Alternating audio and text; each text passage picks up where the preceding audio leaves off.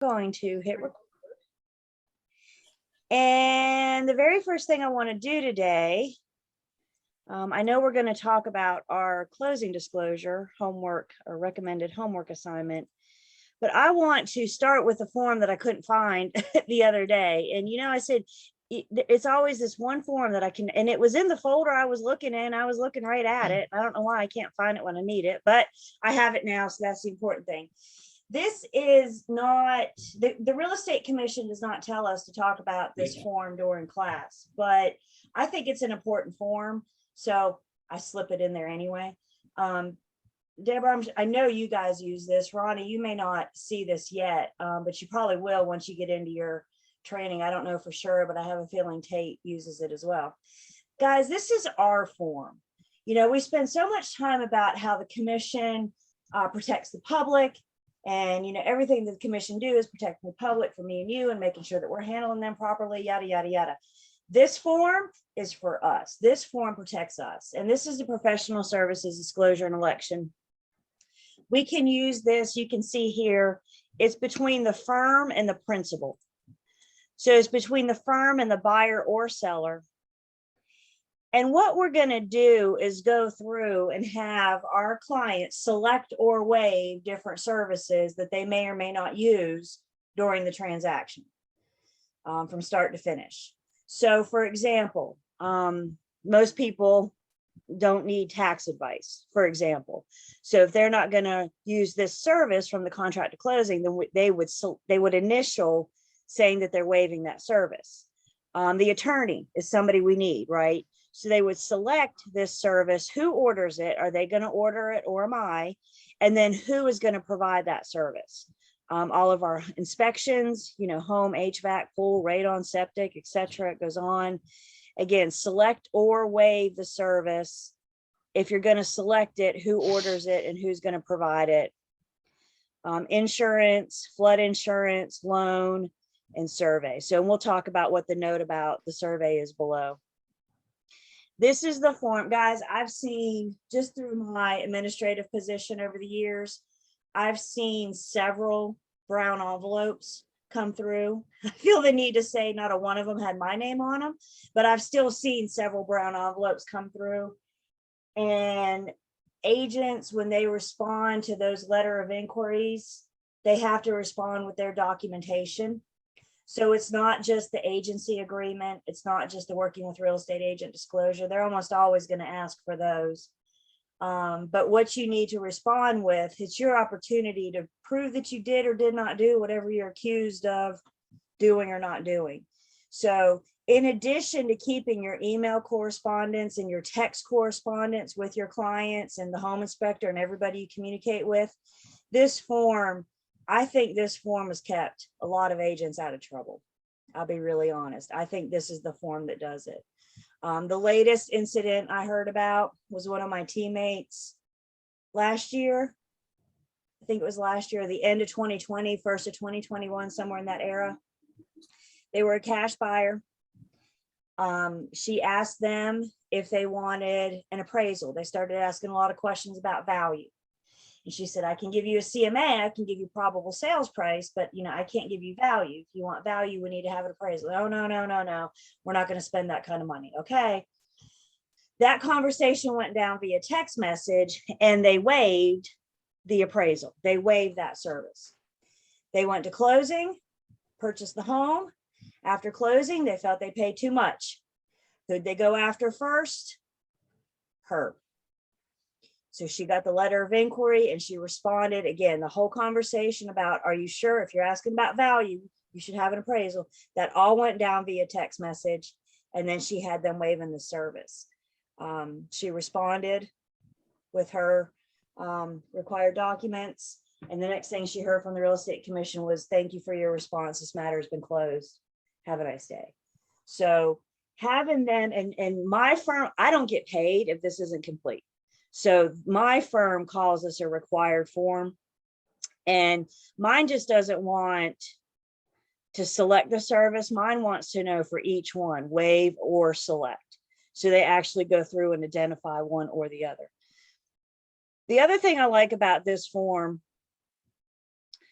And I put this in the chat because it's not learn, test, pass. So I put this in the chat, Ronnie, if you want to grab it and see it until you see it probably next week or earlier, you know. The other thing I like about this form is it kind of gives us one last ditch effort to try to sell the survey. It amazes me how many buyers waive the survey.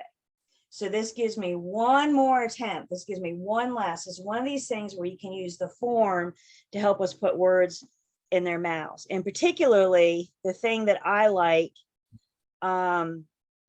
is that it dresses them to the fact that title insurance may not cover if something comes up after closing.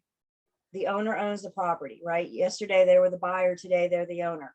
And something comes up that could have been discovered had they gotten a survey done, title insurance isn't going to cover it. So if we find out after closing that, I don't know, pick something, there's an encroachment, title insurance is going to say, whoa, whoa, whoa, you waived the survey. Had you had a survey done, this would have been found and we would have taken care of it before settlement. But you chose to waive it, so now I'm not going to help. And I think that's the biggest push. That's fine. You know, you don't want to get this, but understand title insurance may not cover it. Questions or comments on this one? I'll put this in the chat right now. And note the buyer or seller signs it, and then the agent, again, because this is between us and our client, the firm, not the two parties. If you're working both sides of the transaction, then you're going to have one for each, right? One for the seller for 123 Main Street and one for the buyer for 123 Main Street. So let me throw that in there so you can have it.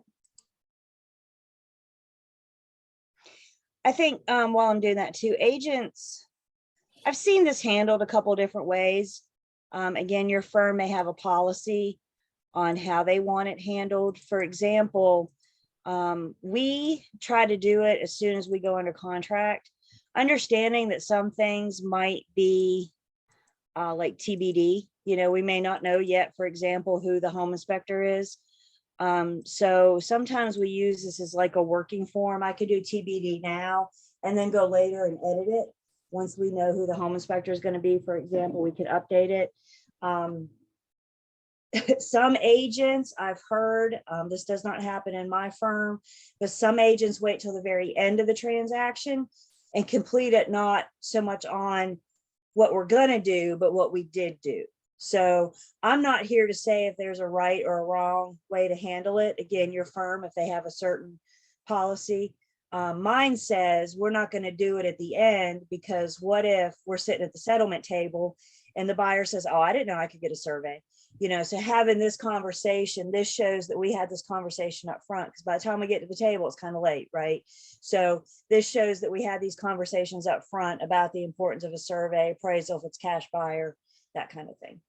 Did you get it in the chat there? Did you see it? Okay. Fantastic form. You guys have never heard those two words used together. You just did. It is a good one. And again, I think it's our form. And that's the one I was looking for on Wednesday. So we are caught up now. Questions or comments? Deborah, like I said, I know Lane uses it, so you'll have it. That's exactly what it's about. By the way, I don't remember if I mentioned this or not, but I have an app on my phone and it's called text to email. Did I tell you guys about this yet? So you can convert. I mean, some agents will take screenshots of their text communications after closing. You know, there's a couple of different ways to do it, but my point is cover yourself and document everything. And that does include text messages, emails, all of that should be in your transaction file, because at the end of the day, if you guys get that letter of inquiry, your documentation is your out. You're not going to be able to call the commission and say, no, I didn't do it. You're going to have to respond with documentation. So document everything. I got pre-licensing yelling at me, document what? And they all go, everything. And it's on mute. So they're cute because I can see all their mouths move, you know, but they're, you know, get that in your head now. Well, they say if you didn't document it, you didn't do it. All right, so that's that. And you guys had a homework recommendation I guess my rhetorical question to you, you don't have to answer, is if you got a chance to do it or not. Hopefully you kind of look some of these over. We know we're going to see one of these on Wednesday. So hopefully you've had a chance. So what we're going to do, get myself set up here, very similar to how we did the in-class one. Of course, now I can hear a little bit more from you guys since you've had a chance to, again, the more time I think with you spend with this blank CD about where stuff goes, I think that's helpful. You finding that you're not looking for stuff as much, the more of these that you do. And then having that understanding of who is typically responsible for what. I mean, to me, that's the formula, right? Who pays for what? What's a credit to whom? What's a debit to whom? And that's the formula. I cannot let you use that on your exam on Wednesday. So that's another good reason to get practice, you know, so you can have a better understanding of who pays for what. So any questions before we get started? Any comments before we get started? No, the more I did, the more comfortable I got. It was, you know, after a while, it just kind of got routine. Yeah. Yeah. I mean, I did 1 through 3, Julie. And if we're gonna just kind of talk about them, I'll wait on you to prompt it. But I had the gist of it. I just did some things a little differently, and then later reconcile why I did them differently. Okay. And we can certainly talk about it, but I'm gonna wait on you to go there, not to jump ahead of you. Well, and I was just going to do 4 in class today. So if we want to talk about any others, it may depend on time, or you can certainly reach out to me, you know, outside of class, because I want to make sure that you, of course, that you understand it.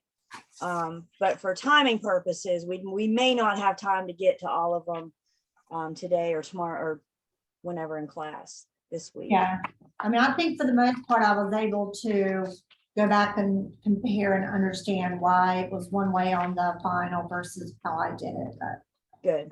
Good. And that's how we learn sometimes, right? It's just going through and do it. I mean, like we talked about last week, you guys could watch me do it. Sure, when Julie does it, it looks easy. But you know what I can't do for you for your test?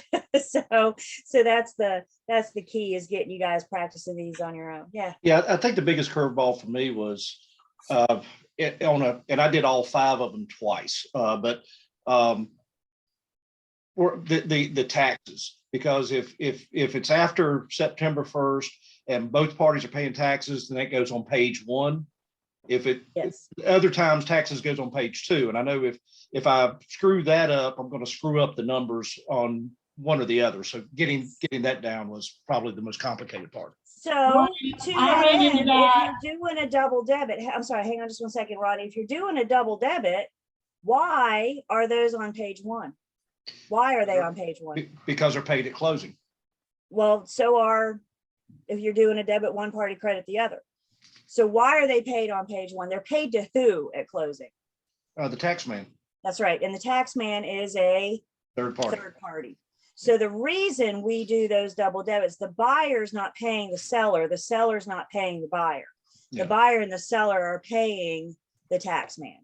And that's why, you know, the attorney sends one check to Forsyth County. Forsyth County doesn't care where that money's coming from, do they? They just want money for 123 Main Street. So that's why that's different. It's not one party reimbursing or paying the other.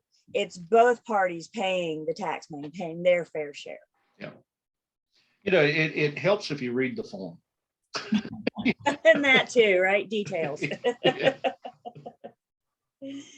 Deborah, I apologize. What were you saying? I just don't want to get that point away from me.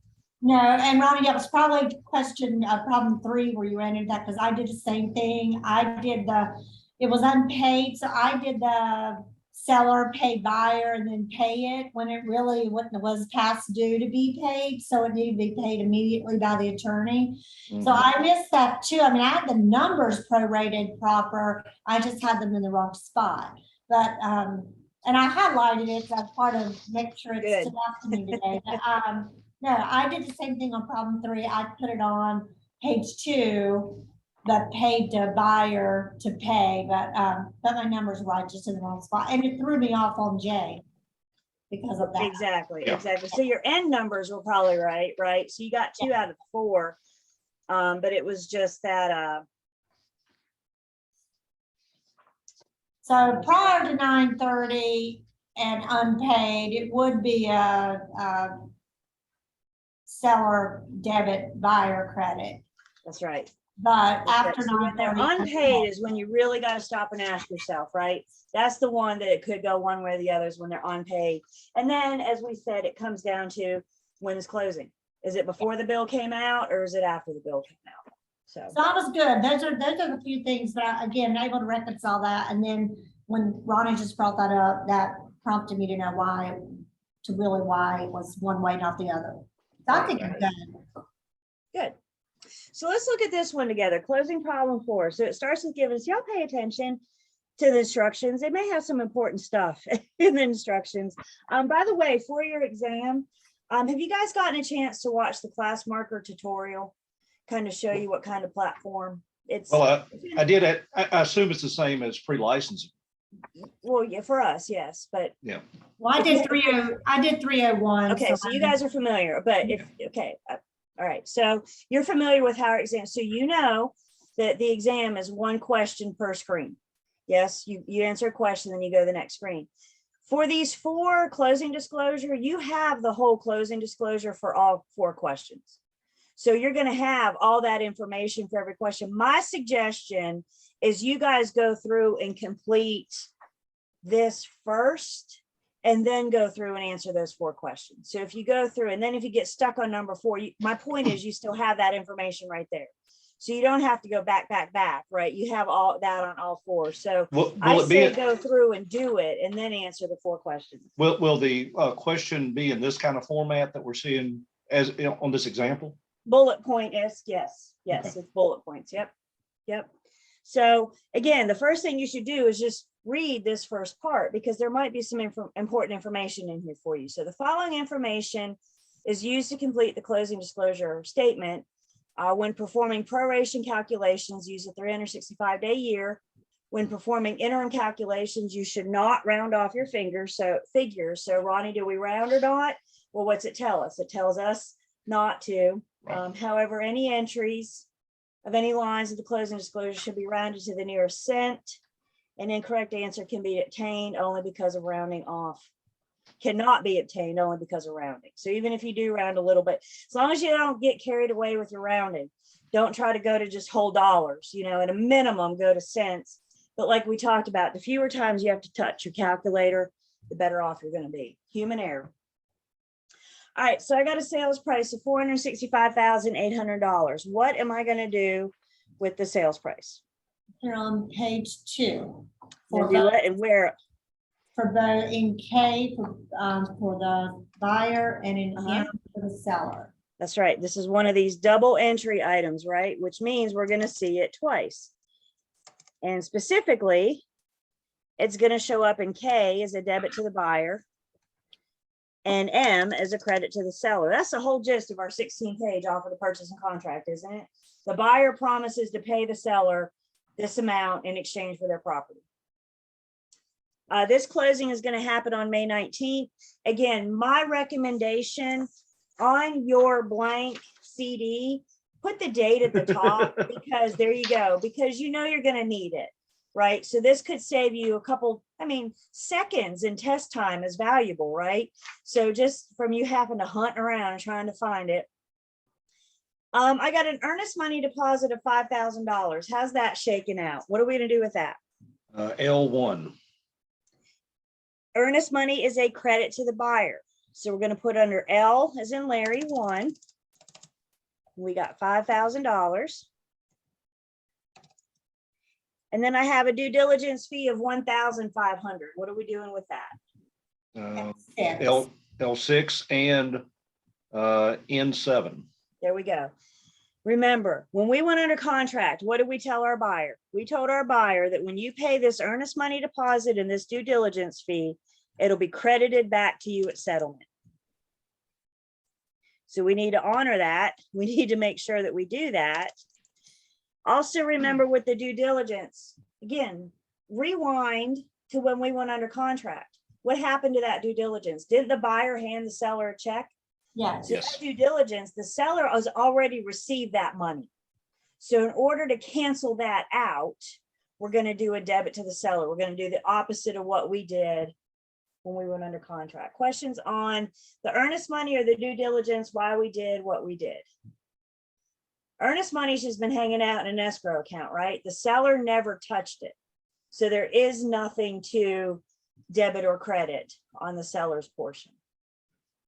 Oh, well, it actually raises its head a little bit later. Do what? It actually raises its head under the commission a little bit later in this. Yeah. But I guess I'm talking to, we haven't made it that far yet. So just typically the earnest money, the seller, and then even then the seller doesn't touch it. So the whole thing is credited back to the buyer. All right, then we got financing of $419,220 on the day of settlement. What is that loan amount? $419,220. But how does it show up on the settlement statement? Oh, On the L2. day of settlement. On L2. L2, it is a credit to the buyer. The buyer cannot close without that money. Yes. So on the day of settlement, the lender is bringing this money on the buyer's behalf. They will spend the next 30 years paying that back. The next 30 years, there'll be a debit. But today it's credit. It's coming in on their behalf. My interest rate is 5.25%. I got a 1% loan origination fee. Let's just start with that. Anytime we're dealing with loan amounts, or anytime we're dealing with the lender, anytime we're dealing with the lender, it's a percentage of the loan amount. So to find that loan origination fee, you take $419,220 times 1%. And under A, back up under A, you get 1% of the loan amount is $4,192.20. Took 1% of the loan amount. That's the loan origination fee. That's what the lender charges to, originate the loan. So that's how they make their money. Remember, we talked about how a lot of lenders service their loans. So when they do service their loan, how do they make money? Well, they charge that loan origination fee. That's their big source of income right there. But it takes people and paper and manpower to originate these things, right? Underwriting's got to get paid. So that's just that standard fee. And the problem has to tell you, for example, the 1%, because there is no standard charge. Then we have this problem has a 0.5% loan discount point that the seller has agreed to pay. So remember, when we looked at these the other day, we said this is one of these triple entry items, which means it's going to show up 3 times. So the first thing we need to do is figure out the half loan discount point. Your discount point is equal to a percentage of the loan. So whatever it tells you that discount point is it half? Is it 2? Is it 5? Whatever they tell you that discount point is, that's a percentage of the loan. So again, we'll take our loan amount of $419,220. And this time we're going to times it by 0.5%. So we're going to get a discount point of $2,096.10. We're going to put it where we always put it. Pretend like the seller doesn't exist for a second. Isn't the discount point, that's money that the borrower owes the lender? Yes. Yes. So the lender's got to show that they are getting paid this half loan discount point. So we put it in A1 like we always do. Always put it there. And I don't use words like always or never lightly. Okay. So we always put that charge there because that's a fee from the borrower to the lender. And it's not the seller's loan. And it's not the seller's loan. The lender cares what about the seller? Absolutely nothing, right? Now, as a side arrangement, the seller has agreed to pay that on behalf of the buyer. And that's why now we're going to go, now that piece is an agreement between them, right? That has nothing to do with the lender or the agent or the attorney. That's between the seller and the buyer. So now we're going to go back to page 2. We're going to put them In 8. N8 is Yeah. one place. So we have seller credit of our $2,096.10. And what else am I going to do with that? L5. So we're going to do triple entry. We're going to do, let me get my numbers on here. 20,096.110. What we just did, I did a debit to the buyer on page 1. Yes, that's how much they owe their lender. And then on page 2, I did a credit to the buyer and a debit to the seller. So we canceled out what the buyer did, right? What erases a credit? It's a debit. So we can't. So how much did the buyer pay for discount points? Nothing. They were debited and they were turned around and credited, and then we debit the seller under N as in Nancy and 8. Questions on that? No, but if you hadn't went over that before we started doing the example, I would have definitely never guessed that would be a triple entry. That's why I went over it before you did it. Give you guys a fighting shot, right? Okay.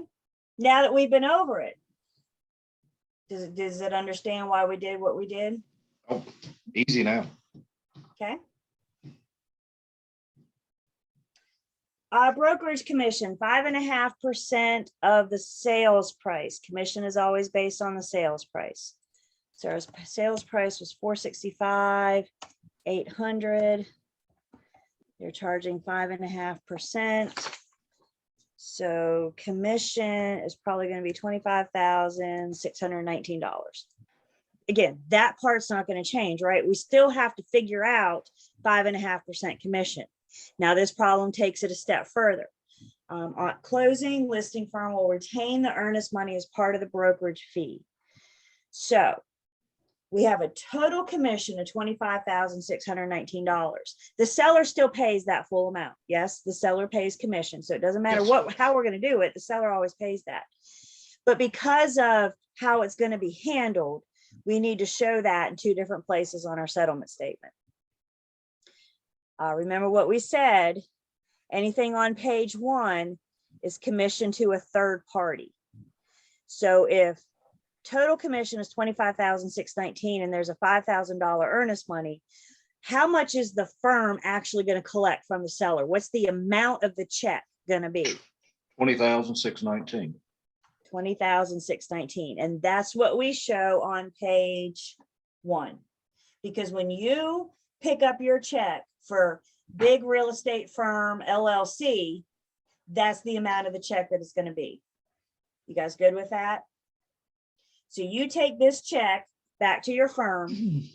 The firm then deposits that into their operating account, and then they transfer $5,000 from their trust account to their operating account. So the firm has part of the commission already there. Okay, so we're just making them whole by bringing them the check for the remaining $20,619. The seller still owes $25,619 though, don't they? So now where am I going to show that other $5,000 for the seller? I put mine on N11. N11, you could do that. You could do it under N1. Ronnie, to your point, I don't care where you put it, just get it under N. Yeah, I did N11, made a comment, commission $5,000. Perfect. And also to your point, Ronnie, this is where you may see attorneys do things differently. You may see some attorneys put it in N1. You may see some attorneys, do a write-in. So part of us getting an understanding of this closing disclosure is not so much how it's going to be done, but how it can be done. And that's why I say, as long as you get under N, I don't care, because the attorney is going to get it somewhere in N. The attorney has got to show that that's a debit from the seller at closing.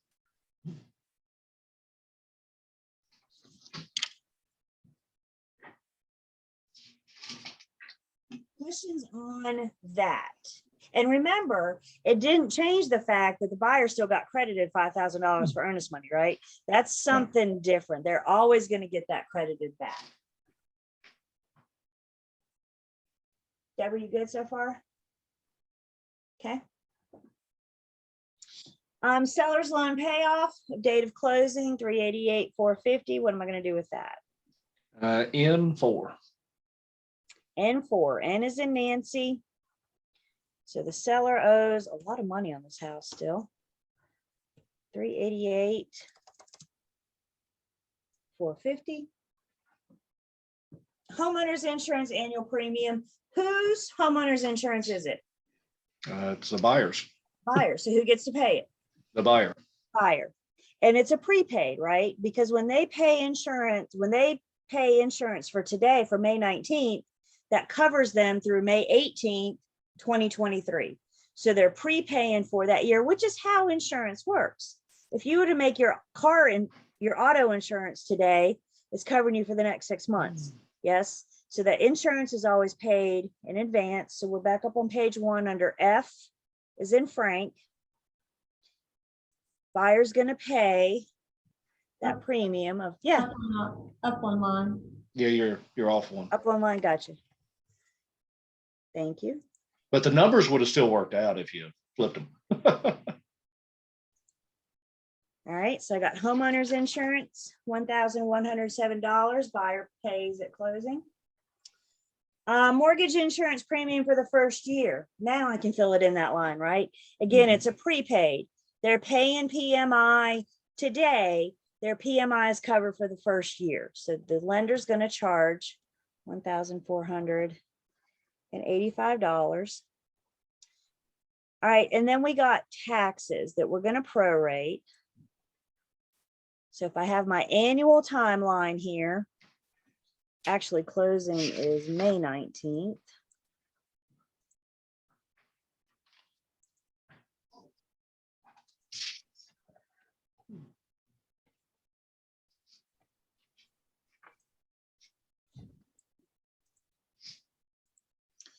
And taxes are unpaid, which means at some point later in the year, the buyer's going to be responsible for them. Now, is the buyer going to have to sit down and write out a check? Probably not, because the lender will have money in escrow that they can pay on their behalf, right? That's why I'm not saying the buyer's paying them. I'm saying the buyer is responsible for them later in the year. Do I have everybody so far? So we go to closing today. The buyer will be responsible for the taxes at the end of the year. We're going to stop and ask ourselves, who owes whom? Who owes whom for taxes?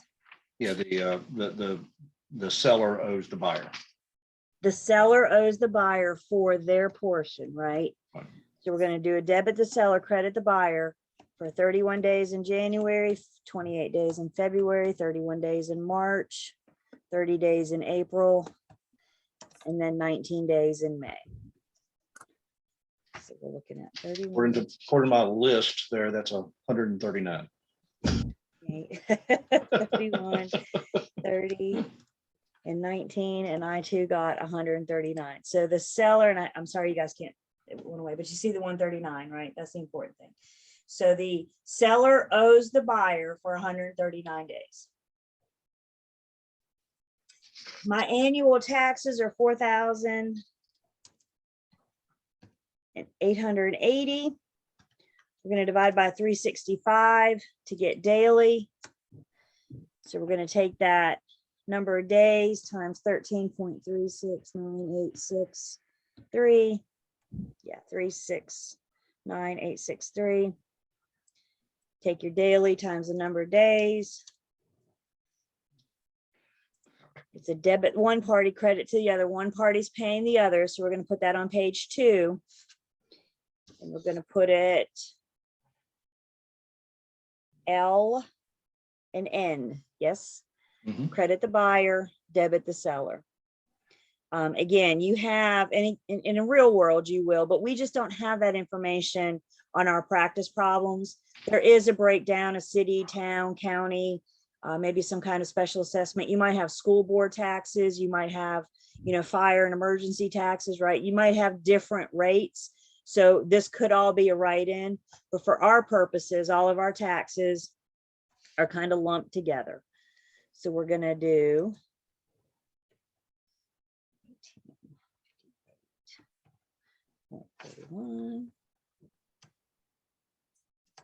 credit the buyer under L, and then debit the seller under N.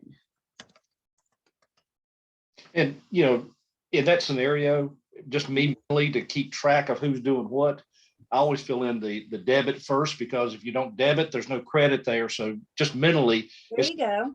the buyer can't cash a check that the seller hasn't written yet. That So the seller never read. There you go. Yeah. And that's, Ronnie, that's exactly what we're doing here, right? Just shy of the seller handing the buyer a check. Instead of that happening, we're just hashing it out on the settlement statement. Yeah. So you're right. It always starts with the debit, right? I write the check and I hand it to you, and then your next step is to take it. So debit one party, credit the other. That's a great way of looking at that. Questions on taxes, prorating?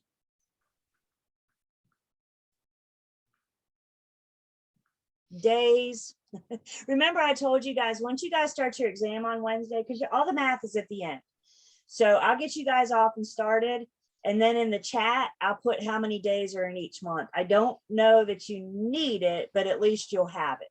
So I know sometimes that's a warm fuzzy blanket, right? Just to have that in front of you. So one less thing for you guys to worry about is how many days are in March. 31. You'd be surprised. I used to have to teach it. I used to have to teach it. Yeah, yeah. And then the commission put it on the paper test. And I said, thank you.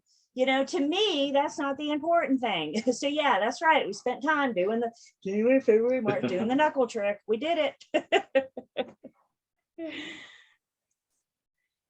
All right. Loan escrow amounts. I got several different things. I got 8 months of real property taxes. So first off, any of these initial escrow payments, they're all going to go under G. So what the lender's doing, you got to originate the escrow account for this borrower, and then you got to fuel it, right? You got to put money in. So that's what we're doing, is we're collecting it so we can have some as that cushion in case these bills go up.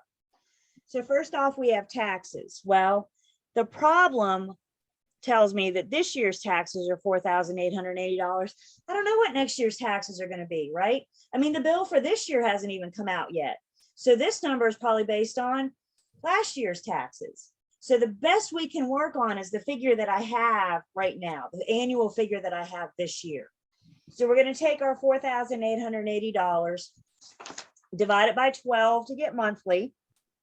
And then in this case, they want to collect 8 months. So I got property taxes for my escrow account, 8 months.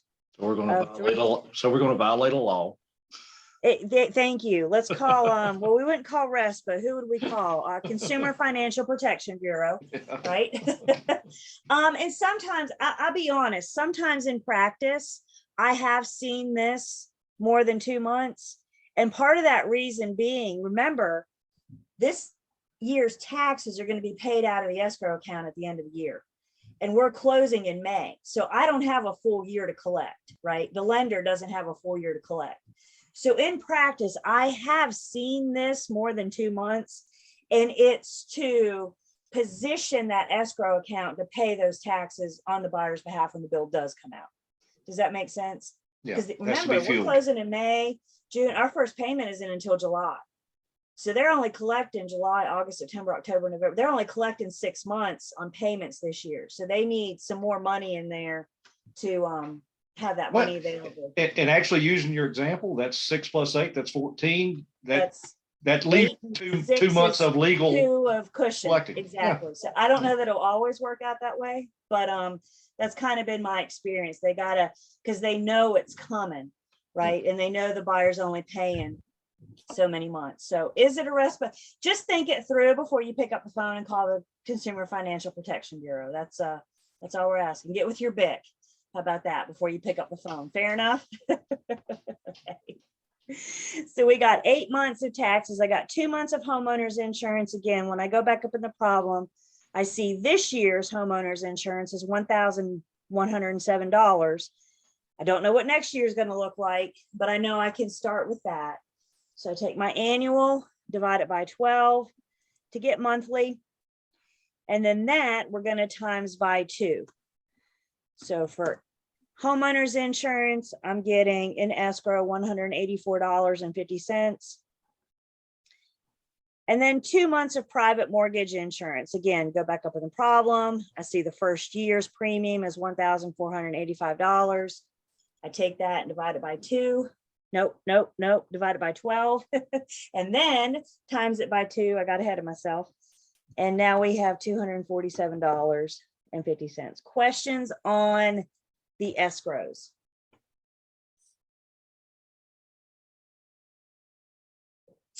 Credit report fee and appraisal are both paid at application. I know you guys had practice problems where they were not. They were paid at settlement. That's just not common. The appraiser in practice is not going to go out and do his thing until they've been paid. The lender can't pull the credit report until they've collected this, and that's very early in the relationship, right? So these are already been paid unless you're told otherwise. Again, if you insist on putting these on your closing disclosure, that's fine. Just make sure you get them in the right column. So now, and I'll go back up so we can see where I'm at. Instead of borrower paid at closing, I'm putting these in the borrower paid before closing. So when I tally up the buyer's J, these figures are not included. In practice, you'll see them on there because any money that changes hands as a part of this transaction has to be on the settlement statement. And then we have miscellaneous expenses charged at closing to the respective parties according to standard practice or as indicated. What is standard practice? That's that worksheet you guys have, that who pays for what at closing. So first off, we got interim interest. As we just said, I kind of gave this away, didn't I? If we're going to closing on May 19th, when is their first mortgage payment? July. July. So we skip the first. We go to closing on May 19th.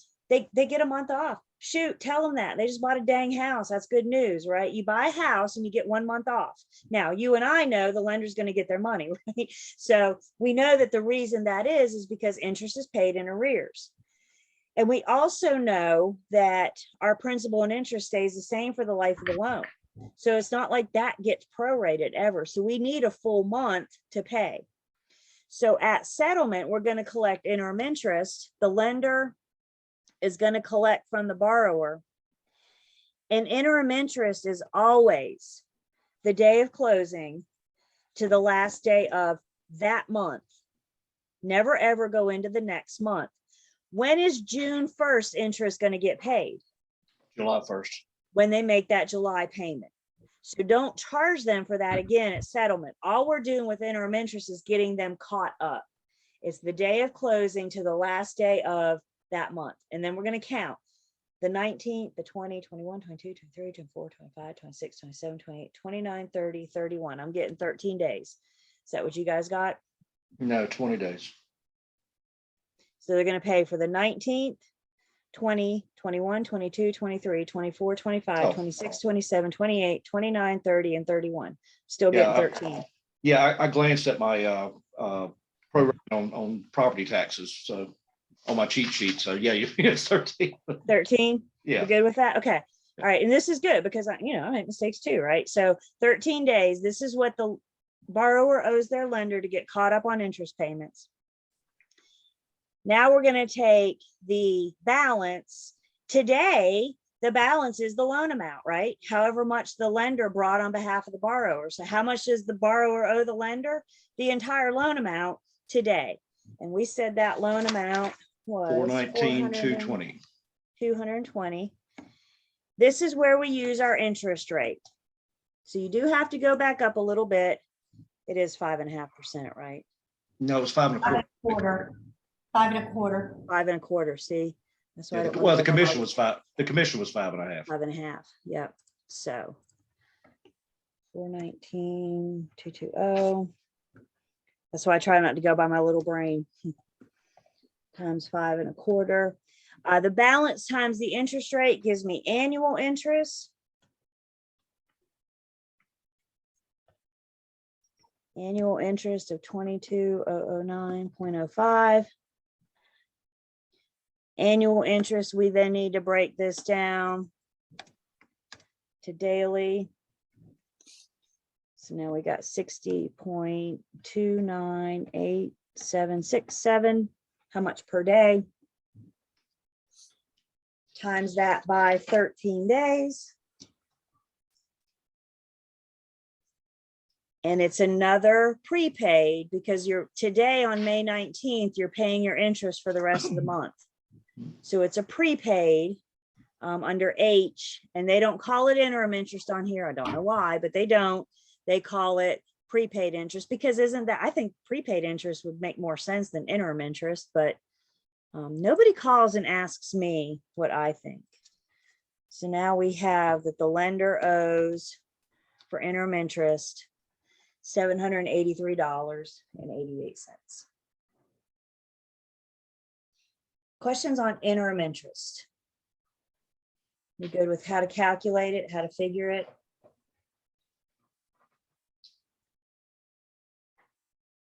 Why I counted the day of closing?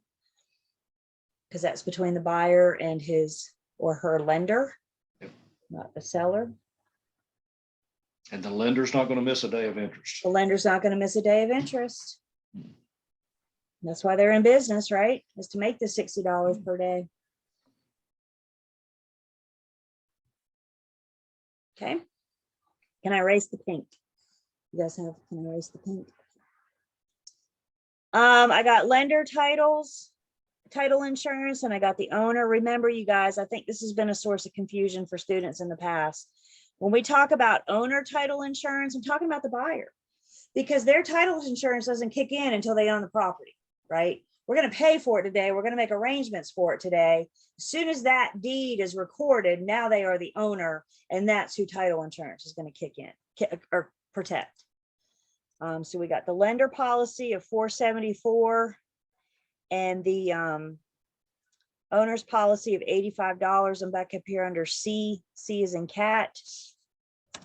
And I'm just going to put the total in $559.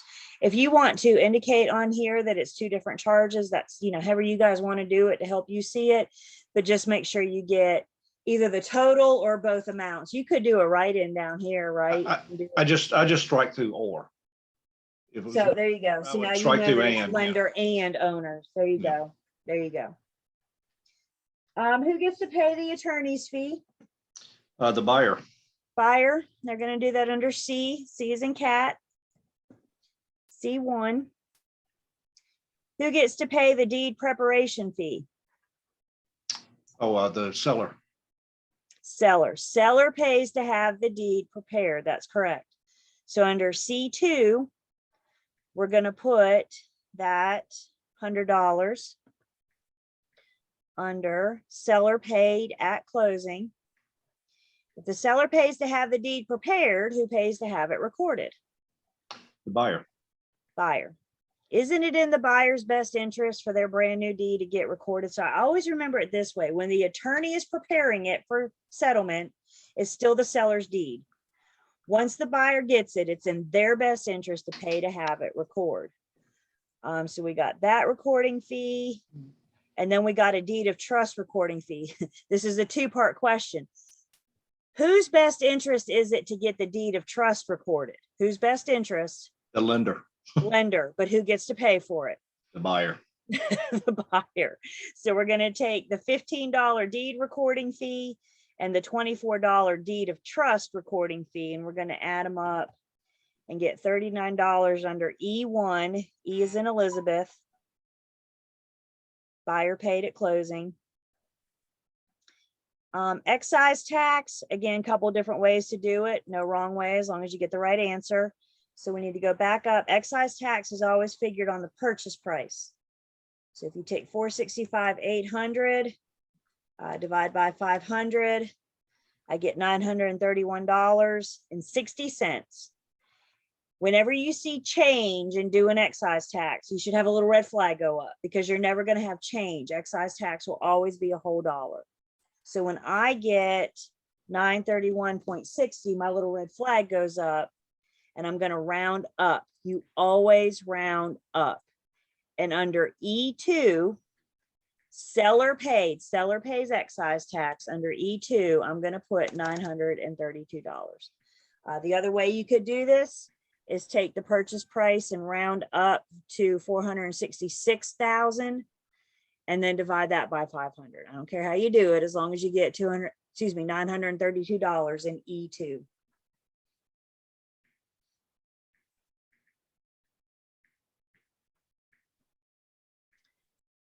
Wood destroying insects? Good gosh.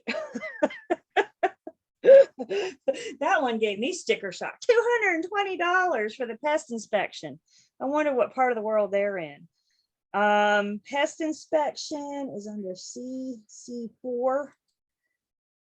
The buyer pays that unless we're told other, $220. Home warranty to be paid by the seller. The home warranty will almost always have to tell you, right, who's going to pay that, because there is no standard. That's just agreement of the parties. So home warranty to be paid by the seller, that's down here under H, is in Heather. Seller's going to pay the home warranty of $500. And then each party has a courier fee. There's $25 for the seller, and then $25 for the buyer. There's usually some, I call this the nickel and dime fee, right? There's some kind of courier fee or wire transfer fee or just something to get just a little bit more money out of it. Questions so far? All we've done so far is just fill in the slots. Okay, so let's go ahead and take our break.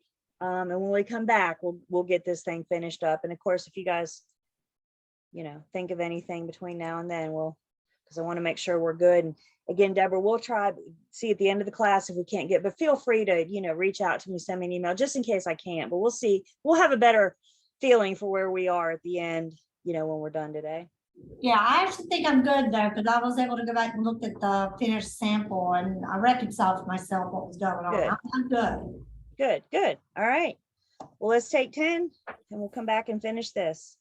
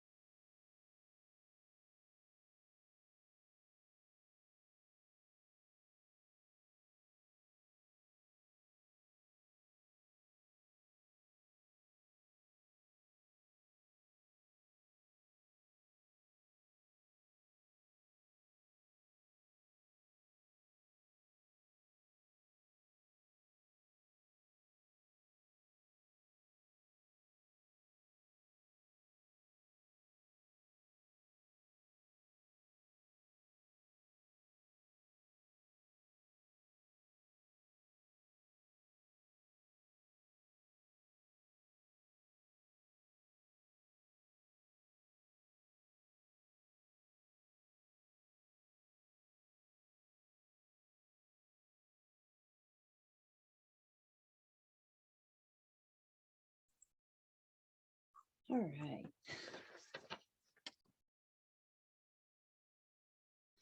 So it looks like the only other thing we have to do is just add.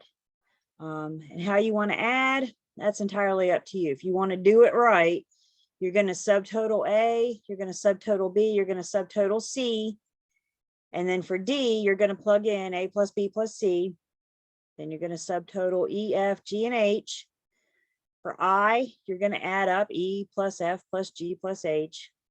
And then down here at the bottom, you're going to add D plus I. If you're a rebel like me, you're not going to mess with any of the subtotaling stuff, and you're just going to straight add.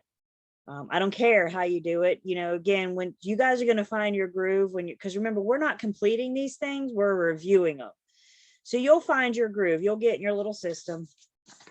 So what did you guys get when you added? What did you get for the buyer's J paid at closing? 14,892.51. I got to the penny. 851. So we add up everything in J, however you want to do it. For the buyer's J, we got 14,892.51. What do we get for the seller's J? 22,176. And no pennies to get to, right? So Nope. 22,176 for the sellers. Again, in practice, I don't pay attention to these darker blue lines. Even in practice, when I'm reviewing these for consumer, even though I can't tell you if these numbers are right, I wasn't privy to the conversation that the buyer had with his lender when the lender said, how much am I going to charge you? Can I be on the lookout for little red flags if these numbers don't look right to me? If these are like $20,000, should I have a flag go up? Yeah, absolutely. So while I look at them, I can't tell you if those are right or not. I don't know. So I can't verify all of the numbers on the closing disclosure. I'm only responsible for verifying what I could reasonably know. So even though I can't verify everything, can I just straight line add and make sure the bottom of page 1 tallies up with the information I'm providing? That's what I do. I verify what I can, and then I just make sure it adds up. Old school, whip out my calculator and just go. Questions on page 1? Let's make this bigger so we can see. Would you question the $220 pest inspection? Yeah. Yeah. And considering I'm the buyer's agent, I would have been ordering that. So this is obviously a new inspector. And I'd be like, really? You charge more than double what everybody else does? What do you do that, that the others don't? I may not recommend them in the future, you know? Any questions on page 1? Remember, debits to third parties. Then we flip over to page 2. And my recommendation, my suggestion, so things don't get away from you, is you immediately take these numbers from page 1 and put them where they go on page 2. So for example, I got K, I got the buyer's K. It tells us we're looking for that number that we got from J. And then under N is in Nancy, or my seller's debits, that tells us we're looking for their J. So I do that first. I understand it says J right here, but the concern I have is by the time you guys get to this point, you're just adding. So you're not looking at the words anymore, you're looking at the numbers. So that's why I suggest just go ahead and plugging them in. So now all you have to worry about is the numbers, right? We're done with the words, now it's just the numbers. So we're going to add up the buyer's K, all of the buyer's debits. We're going to add up the buyer's credits, which is L, all of their credits. Debits minus credits tells us how much the borrower has to bring to closing. And how much does this one have to bring? $51,018. They will need a cashier's check or a wire transfer for $51,000. We talked about wire transfers last week. Some attorneys will say if the amount is over $25,000, they will accept a wire transfer only. So we may or may not have the choice. If you've never worked with this attorney before, just call them, ask them how they would like the buyer to bring the funds. They may have a policy, they may, you know, this is up to them because they're the ones processing this money. What they can't do is bring a personal check. Y'all want to wait 10 days to record until this $51,000 check clears the bank? Probably not. So readily available funds. Questions on the left-hand side, buyers on the left.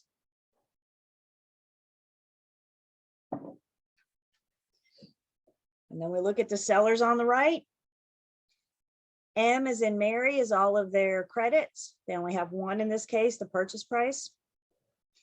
N as in Nancy is all of their debits, everything that they owe.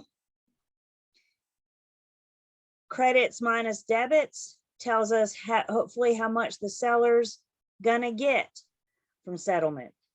In this case, how much is the seller getting? Not a lot. 44, 719, 49. You would think with that purchase price, they get some money, right? Mhm. But they still owe $389,000 on it. So again, if their debits are more than their credits, debits are more than credits, and that's money that the seller has to bring to settlement now. Hopefully, listing agents, we had this conversation back in the day on day one when we did the listing agreement. This is why on the listing agreement, we asked the seller to list their liens and their approximate balances, because I'm trying to figure out before we ever sign this thing, before anything starts, if they can afford to sell the house. If they have to bring money to closing and they tell me they don't have any money, my question is to you is why are you proceeding? Not unless they got a plan. But we got to make sure they can afford to sell it. Now, do people lie? Can people lie?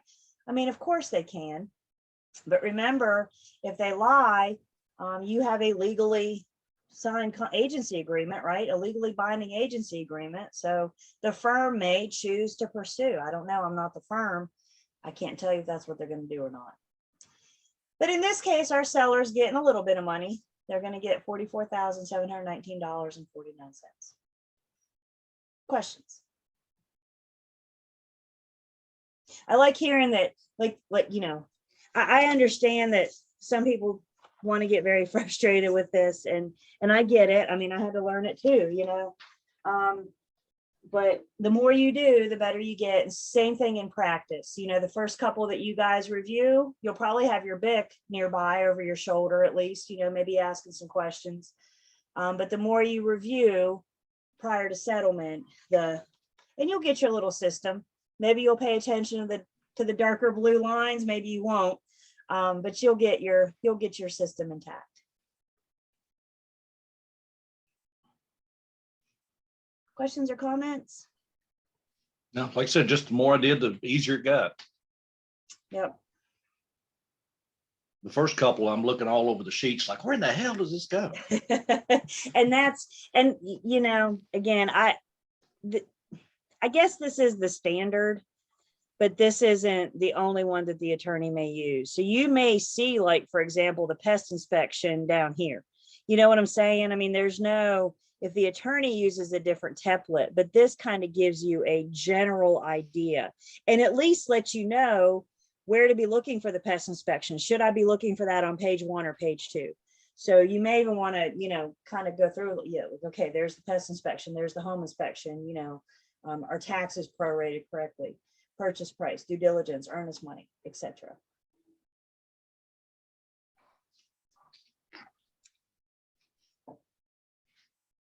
Okay. Can I get rid of this? Everybody good?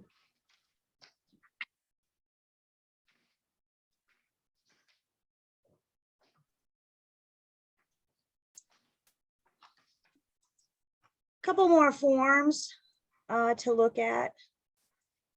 Not too much more, but just a few more.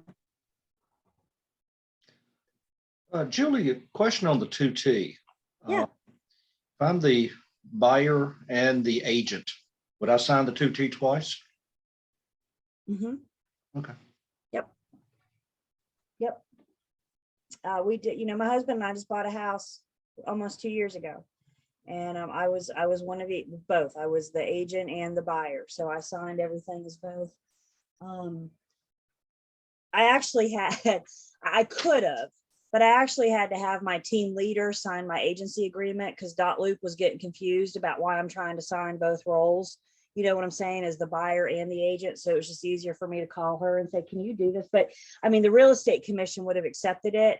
I just think Luke got confused about it. You know what I'm saying? Why is the agent trying to sign? So for me, it was just easier to say, you know, but yeah, I mean, I did the working with real estate agents. I treated us like buyers, and yeah, and I was the agent in the process. So yeah, good question. Cute story. When we went to closing, the attorney was, the paralegal was familiar with me. You know, she probably could have put me out in the restaurant, you know, but she, you know, I don't know how many closings they do a day, right? So it's hard to remember all of us that come through. So when my husband and I went that morning for closing, I went up to the front desk and I said, we're here, you know, Campbell's are here for the closing schedule at what time? And she said, okay. And she said, you're the Campbells? I said, we are. And she looked at me and she just had this look of sadness in her eyes. And she was like, did your agent not come? I said, I am one and the same. And she, oh, that's right, I knew that. But she just looked so sad for my husband and I, thinking that we were there at closing without our agent. I'm like, no, I got us. We're all set. So just goes to show you that buyers, agents going to closing with their buyers is pretty common. And when they don't think they're there, she was genuinely upset for us. So let's see. I want to look at, we're going to come back to the new construction addendum in just a second, because I want to compare that to another form. So right now, let's look, and I'm not going to go through this one in the kind of detail that we went through 2T, but I do, maybe, there we go, want to have a conversation about the fact that we do have other contracts. 2T is the most common. 2T is the one that we're going to use for most residential resales. But we do have in our pre-printed form, we do have an offer to purchase and contract for vacant lot and land. This first note was the addition just made this past July. So this first blue note is new. If a seller is selling less than the entire parcel of land, then compliance with subdivision regulation and or adequate legal description of the land being sold must be considered. This contract should not be used to sell property by reference to, exhibition of, or any other use of plat showing a subdivision of the property before the plat has been properly approved and recorded with the Register of Deeds as of the date of the contract. If a preliminary plat has been approved, this contract may be used if an addendum drafted by an attorney addresses certain statutory requirements is attached. We're told to see this general statute for more details and possible exemptions. If buyers contemplating a subdivision of the land as a condition of the purchase, buyers should first consult an attorney. So just addressing the land subdivision, if it's platted or not, and then advising the buyer on how to proceed if it's not. Note for new construction. If the seller is buyer's builder or has engaged a builder and the sale involves the construction of a new single family dwelling prior to closing, then we're told to use the offer to purchase and contract for new construction, which we're getting ready to look at, or 2T with the new construction addendum. So again, we'll look at that new construction addendum in just a second. Again, I'll let you guys go through this. I think we're going to see some similarities to this that we would in the standard. The things missing for this, though, is anything about the property, because this is vacant lot and land. There isn't a property. It's just the dirt. We're just purchasing the land. That's why it's 3 pages shorter. That's right. We took out 3 whole pages just talking about the structure, didn't they? So again, we got purchase price with due diligence and earnest money, additional earnest money, loan assumption, seller financing. Still defining things, earnest money, escrow, effective date, due diligence fee. All this we saw on standard form 2T. Buyer's due diligence, they still get, even though it's land, they still get a due diligence period. It works exactly the same as it does in 2T, if they're getting a loan or not. Property investigation looks a little bit different now, doesn't it? Because we're just investigating the land. So soil and environmental, if the buyer needs to have the soil tested to see if it's suitable for building, environmental issues, septic sewer system. How are we, if we can connect, or if we need to perk for an on-site septic system, water. Again, how are we going to connect? Can we hook up to public, or does it come down to a well water, for example, community? Documents, appraisal, survey, zoning. That's all we saw in 2T. Just want to point out the things that are different real quick. Buyer's right to terminate. The same, closing shall constitute acceptance of the property in its then existing condition. Buyer has to represent the funds that they need to complete. Is it a cash buyer or a loan? Do they have to sell other property in order to obtain this property? Buyer's obligations for special assessment, certain costs, seller representations. Again, a little bit different now. The seller has to represent the sewage septic permit. Seller warrants that the sewage system described has been installed. So either it's applicable or not applicable, and same thing with water. Seller warrants that a private drinking water well has been installed. Is that applicable or not applicable? Seller's obligations, they still have to provide good title. Access to property.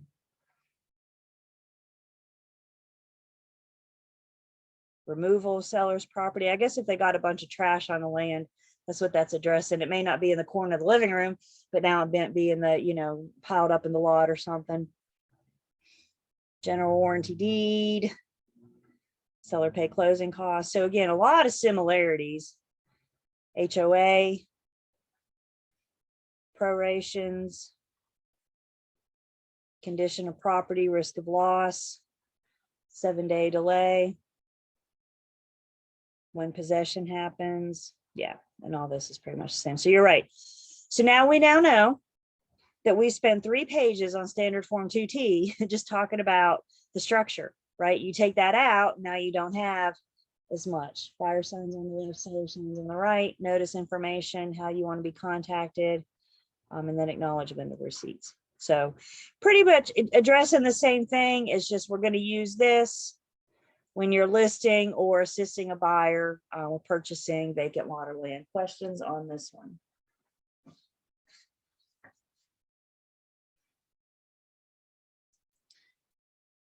So then let's look at, and we're going to look at these two, not really together, but at the same time. So first, let's look at our offer to purchase and contract new construction. We brought the structure back, so now it's 16 pages again. This is for new construction. And whenever you're doing new construction, you need to first stop and ask yourself, do I use 800T, offer to purchase and contract for new construction, or do I use 2T with the new construction addendum?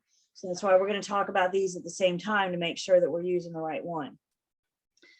This form is designed for use when the seller of a new home is or has engaged a licensed contractor who is constructing or who will construct a spec or custom single-family dwelling on land owned to be or owned by the seller and then convey improved land to the buyer. It is not for use when the seller does not or will not own the land to be conveyed. Buyer owns the land or buyer will provide financing.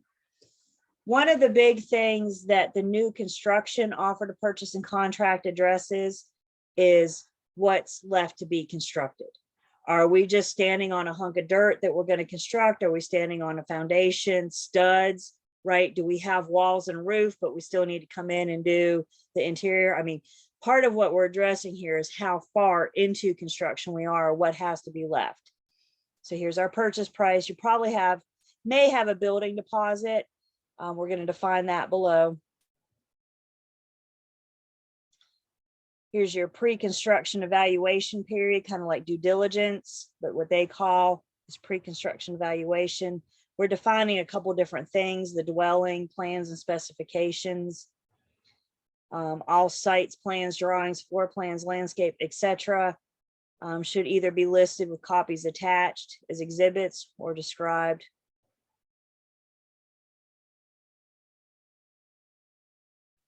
Effective date, building deposit, we have that when it comes to new construction, so we need to define that, how that's going to work. With new construction loans are pretty risky, right? Because you're asking the lender for money for something that doesn't exist yet. So you want to construct it, and a lot of the ways, sometimes the way that the lender will handle the new construction loan is they will offer that to the building in like deposits. So once we get to a certain stage of construction, then the lender might release more money. Instead of just saying, here's the whole amount, here you go build a house, they might do it in phases, and they will come in and check on the progress. So when you know, or the builder say, okay, we're done with, you know, the mechanicals, then they may, you know, come in and make sure those rough mechanicals are in before they release more money. So this contract is going to address how that's released. What are the date or event that's going to trigger the payment?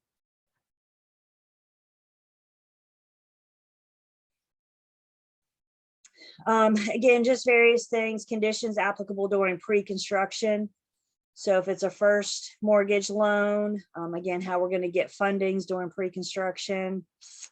Julie, I've never built a home, and definitely have never done a construction loan. Do you actually start making payments back to the financial institution while construction is going on? No, they're going to wait until the end. Yeah, they'll wait until the end, but they're not going to release, right? They're not going to release it all one lump sum usually, right? And that's how the lender releases it. But you're right, because usually a common, you know, there's more than one way to do this, right? But a common way to do it is for the builder to buy the land and build the house and then sell the whole thing to the buyer. So the buyer doesn't actually own the property until it's complete. So that's when they would start, that's when they would have closing and start paying their loan back. Good question. Various reports that we may need during construction, again, soil suitability, environmental issues, permits, restrictions, drinking water.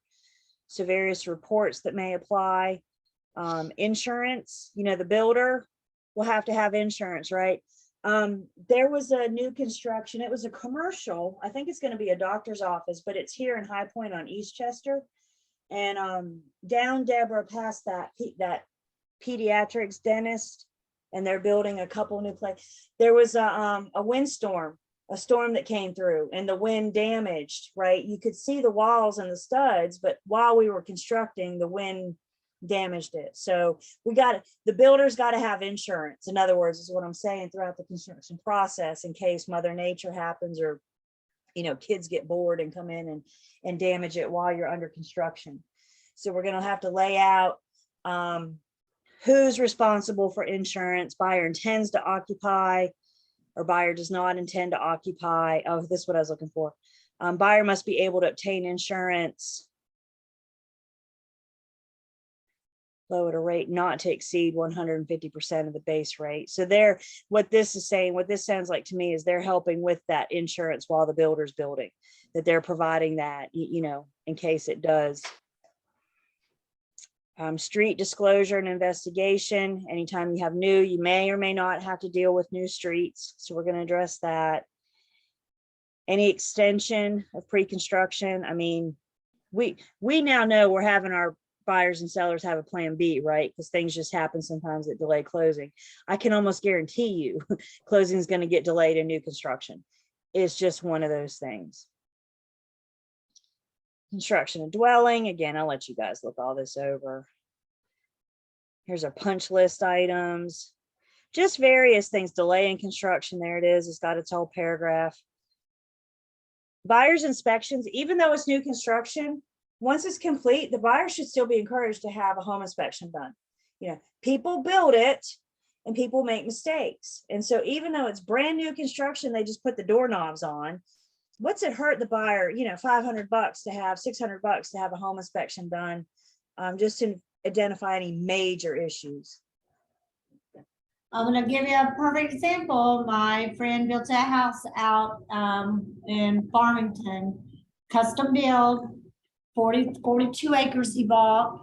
And they have electrical heat out there, but they had a gas tank put in under the ground as a backup in the event they lost power. Oh my Then he goodness. started noticing that his gas bill was running high. And I mean, lots, and he had to have it refilled within like 2 months. And he's like, this was backup. So they came out and had an inspector come out and look. They never even put in the electrical on it, tied it straight into the gas.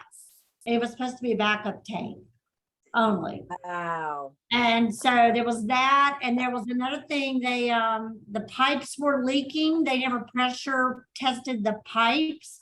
So once they got in and lived there and they were running all the water, all of a sudden they noticed water coming out from under the crawl space. Oh my God. And the pipes were leaking because they just weren't pressure tested. So it was a man, it's custom built. So yeah. and, the builder didn't want to come back after they closed, but he Should know. basically said, I have a year warranty and you're gonna come back and do this. And you're gonna come back and take care of this. And Yes. you know, that's a great, to this point, you know, I fear sometimes people think, oh, it's new construction, what could be wrong? It's brand new. Yeah, it People does. build it. You know, people build it. People make mistakes. So I always recommend. I mean, I had one buyer that was buying new. No, it's fine. I said, please just consider it. You know, and in the end, she ended up not doing it. Y'all know I whipped out my professional services disclosure and said, I need you to initial here that you're waiving. You know, I appreciate that you're relying on the builder's 1-year warranty, builder's warranty, but Yeah.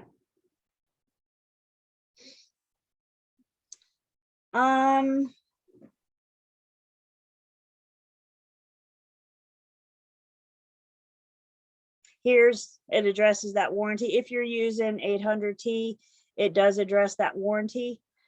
There's builders have an implied warranty.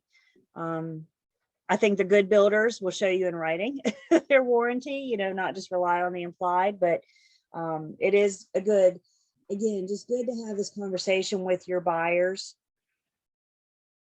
Warranty of components, insulation. What's the type, thickness, and R value of the different insulation? Buyer representations, they do or do not have to sell or lease another property. We've seen that. There's a MOG with new construction, you will note, but there isn't an RPODS. So the RPODS doesn't apply to new construction, right? To never before lived in dwelling. So we don't have that option, just the MOG.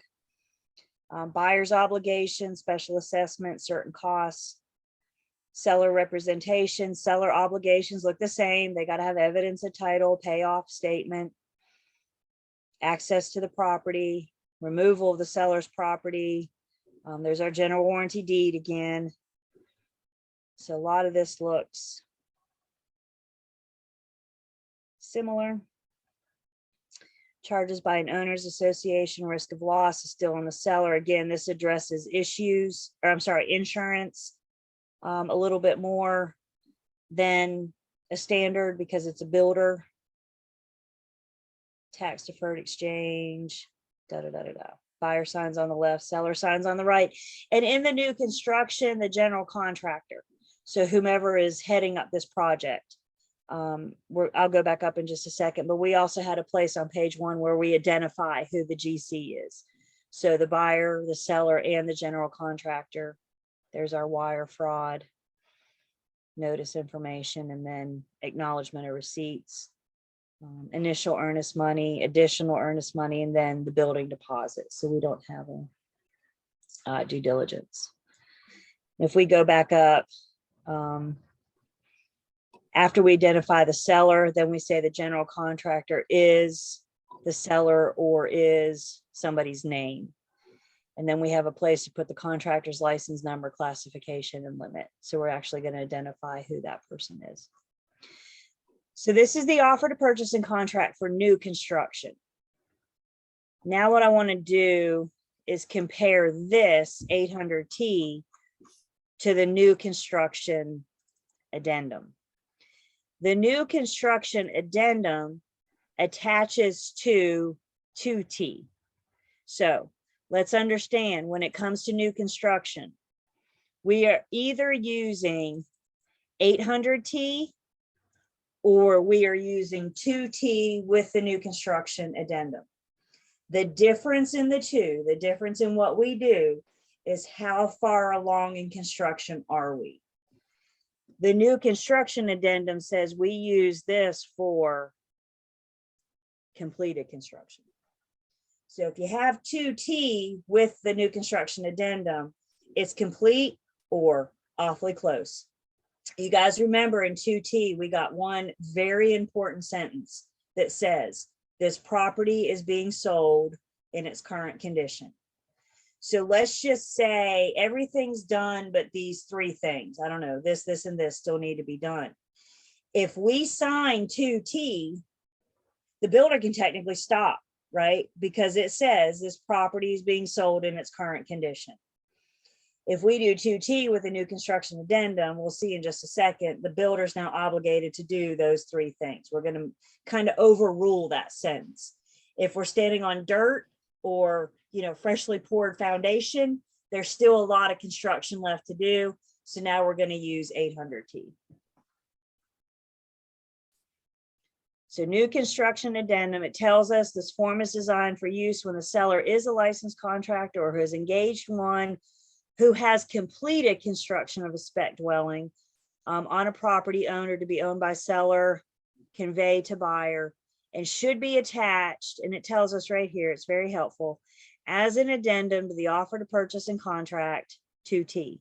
It may also be used when seller contract will make additional minor improvements to a completed dwelling. That's the difference.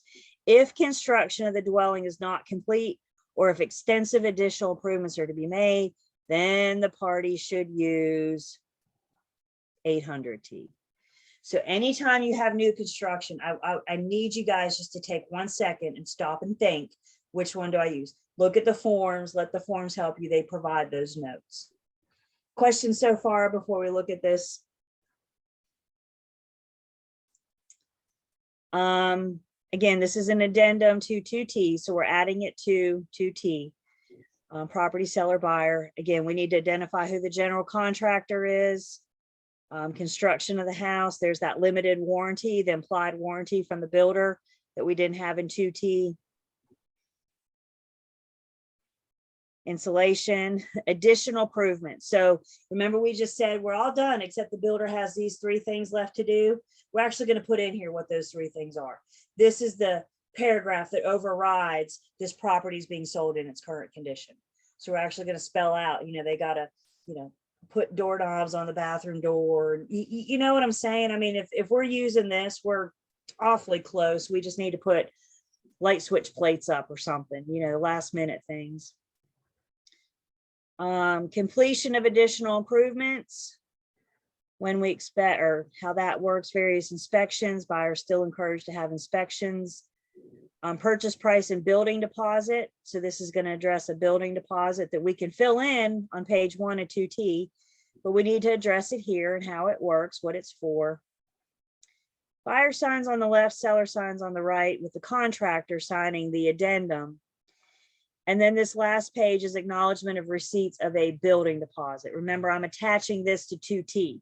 And we don't have acknowledgement of receipt of a building deposit in 2T. So anything in 2T that isn't covered about new construction is what we're picking up with the addenda. And remember, our forms tell us in the event of a conflict between this addenda and the contract, the addendum shall control.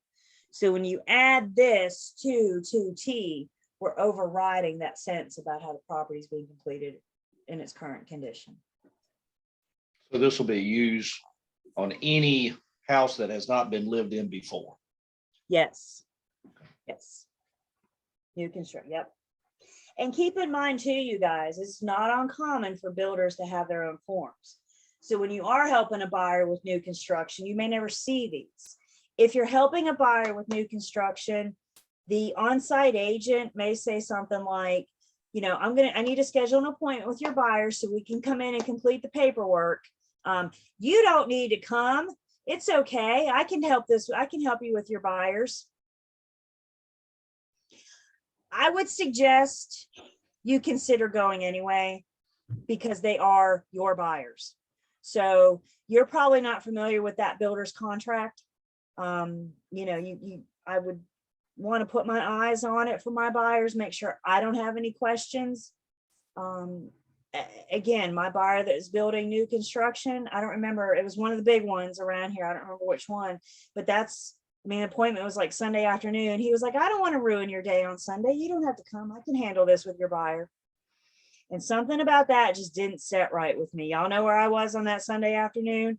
I was sitting in that showroom with my buyer because I'm the one they hired. Does that make sense? So I'm certainly not telling you guys what to do or how to practice. That's not, but just for me personally, I know neither one of you asked, but had you have asked my opinion, I think we need to be with our buyers.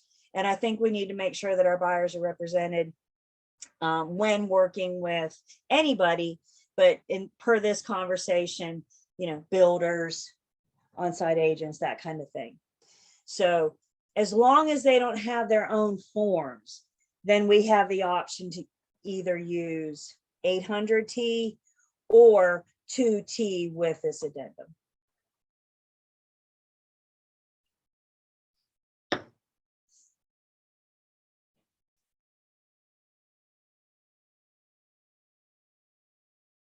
We had an incident, my team, we work with a couple different builders, and one of them has their own forms and another one doesn't. And the one that doesn't have their own forms, we had an agent from another firm bring an offer in. Y'all, I mean, we had framework up, you know, some plywood, you know, there's still lots and lots of construction. We didn't have walls. We didn't have a roof, right? It was all just framing, the skeletons. And an agent brought an offer in on behalf of her client on 2T with no addendum. And I just have to think, you know, thank God we represented this builder, because let's just say the builder wasn't represented by an agent. And let's just say further that the builder wasn't ethical. Could the builder have signed that offer, have signed that contract 2T? And again, that one sentence says this property is being sold in its current condition. So technically, couldn't they have signed it and said, I'm done, I'm packing up, moving out? Because that's exactly what the judge is going to look at, right? What does the paperwork do to support you standing up in court? So the team leader went back to that agent and said, we need you to do 800T. And she wasn't happy about that. But I'm like, you got to protect your buyer. How are you going to ensure that builder is going to keep building? You guys know what I'm saying? So make sure you're using the right forms. Read these forms before you send them to your buyers. And if you have any questions about them, get them answered, because we are the ones that are making sure they're using the right forms.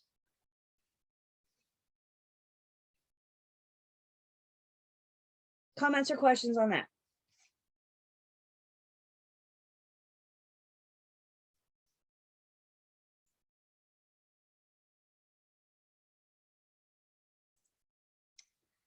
Let's see, another one.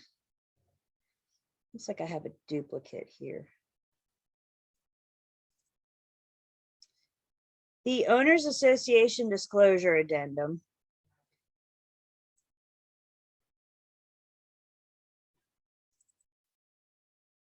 We're going to use this form.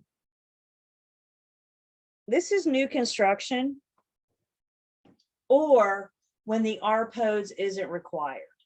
So if you guys can remember, and I'll be happy to pull it up if you'd like, but when you're looking at that RPODS, you got that whole list. The first, second and third page are the seller representing various components about the home. So they say yes, no, or no representation. And then after that, on page 3, the last page and a half, of the RPODs is addressing homeowners' information. Is there an association? If so, what are their charges? What are their fees? Who are they? That kind of thing. So when we don't use the RPODs, like for example, new construction, but it's still in an owners association, we still need to get that information out there. And you will note that's all this is pretty much the last page and a half of the RPODs. Who is the owners association if there's two? I love this. You can just actually go through and check the items that the homeowners association is responsible for. What do your dues cover? We need to attest real quick if the owners association is subject to any special assessments, judgments, lawsuits, fees charged by management company. Seller authorizes and direct the owners association to release this information to the buyer, and then both parties sign, buyer on the left, seller on the right. So again, I have new construction. We don't have an RPODs, but we still need to get the owners associate information out there. And that's what this form is for.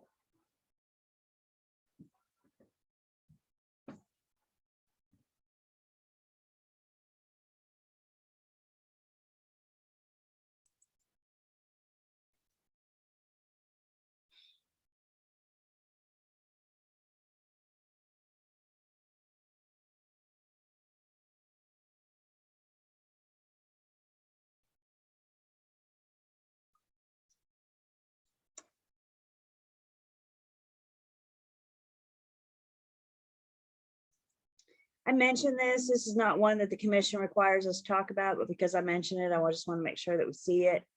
Additional signatures addendum. Remember, our forms have a place that allow 2 buyers or 2 sellers to sign. So if you have more than 2, we need to include the additional signatures addendum. I think I said 8. This gives us 1, 2, 3, 4, 5, 6, 7. This gives us 7 more individuals or 1 more entity. So if you have more than 1 entity purchasing or selling, we can use this. So this gives me 7 individuals plus the 2 on the contract is 9. If you have more than 9 people that have to sign, then you do another additional signatures addendum. You do as many additional signatures addenda as what you need to get all those buyers or all those sellers and their spouses to sign.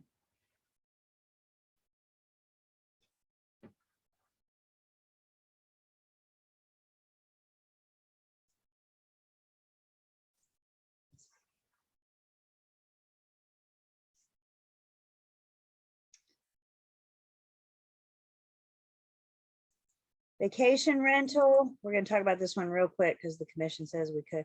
I mean, guys, we know the triad is fantastic, right? We really enjoy being here, but people are not flocking to vacation here. So if you ever get to move to the coast or the mountains, you very well may deal with more with vacation properties. You might deal with it here. I'm not saying that you can't, but I think for the most part, we're not dealing with this much here. If the property is going to be, if it is being purchased, if it's a vacation property and it's being purchased, then we need to use this addendum again, add it to 2T. The big thing about this one is that the seller needs to identify if there's any existing vacation rental. So if they have it booked up, and what the Vacation Rental Act says is that the new owner needs to honor existing rentals for the first 180 days. So if they're buying it, maybe they're buying it for personal residence. It's currently a vacation home and they're buying it for a personal. Vacation Rental Act says you've got to honor the first 6 months, first 180 days. If there's any vacation rentals booked after that, I mean, of course they can keep them, but they're not required to. So they do need to let them know as soon as possible that they're not going to honor that, you know, next year, right? They only have to honor the first 180 days. Just depending on what they want to buy the home for. Information to be provided by the seller. You can see this is all about the existing rentals, who they are, how much, etc. Would this in any way apply to an Airbnb situation where someone maybe has booked a room or two in their house would? I mean, I guess it could, but if I have, let's just say I have a finished apartment over my garage, right? And I rent that out as an Airbnb and I'm selling the whole thing, you know, that could be a good question for an attorney, couldn't it? Because, you know, if I'm selling it, but I have the apartment booked for the next, I guess I'm not an attorney, but I think a lot of the attorney's question would come down to, how are those B&Bs being used? Are they there for business purposes? Is it a vacation? You know, and it's to my understanding that this Vacation Rental Act is very for vacation only. If you're coming to Winston for business, if you're coming to High Point for the furniture market, that's not vacation, right? That's for business. So I guess if I were an attorney, that would be my first question, is how are these properties? But could it apply? Sure. You know, how would they do it? Honestly, I'm not sure. I've never been involved in an Airbnb transaction. But to me, it sounds like a good CYA, good call your attorney question. Here's a note about the Vacation Rental Act, just pointing out particulars. Here's our 180 days. So you can see we're not just making that number up. They have to honor those agreements. Buyer signs on the left, seller signs on the right. Again, if you're staying here in the triad, this will probably be the last time you see this form. It shows you how much I've used it, right? I just bring it up in class. But know that it's there because, like you said, Roddy, could it be used? Sure, why not?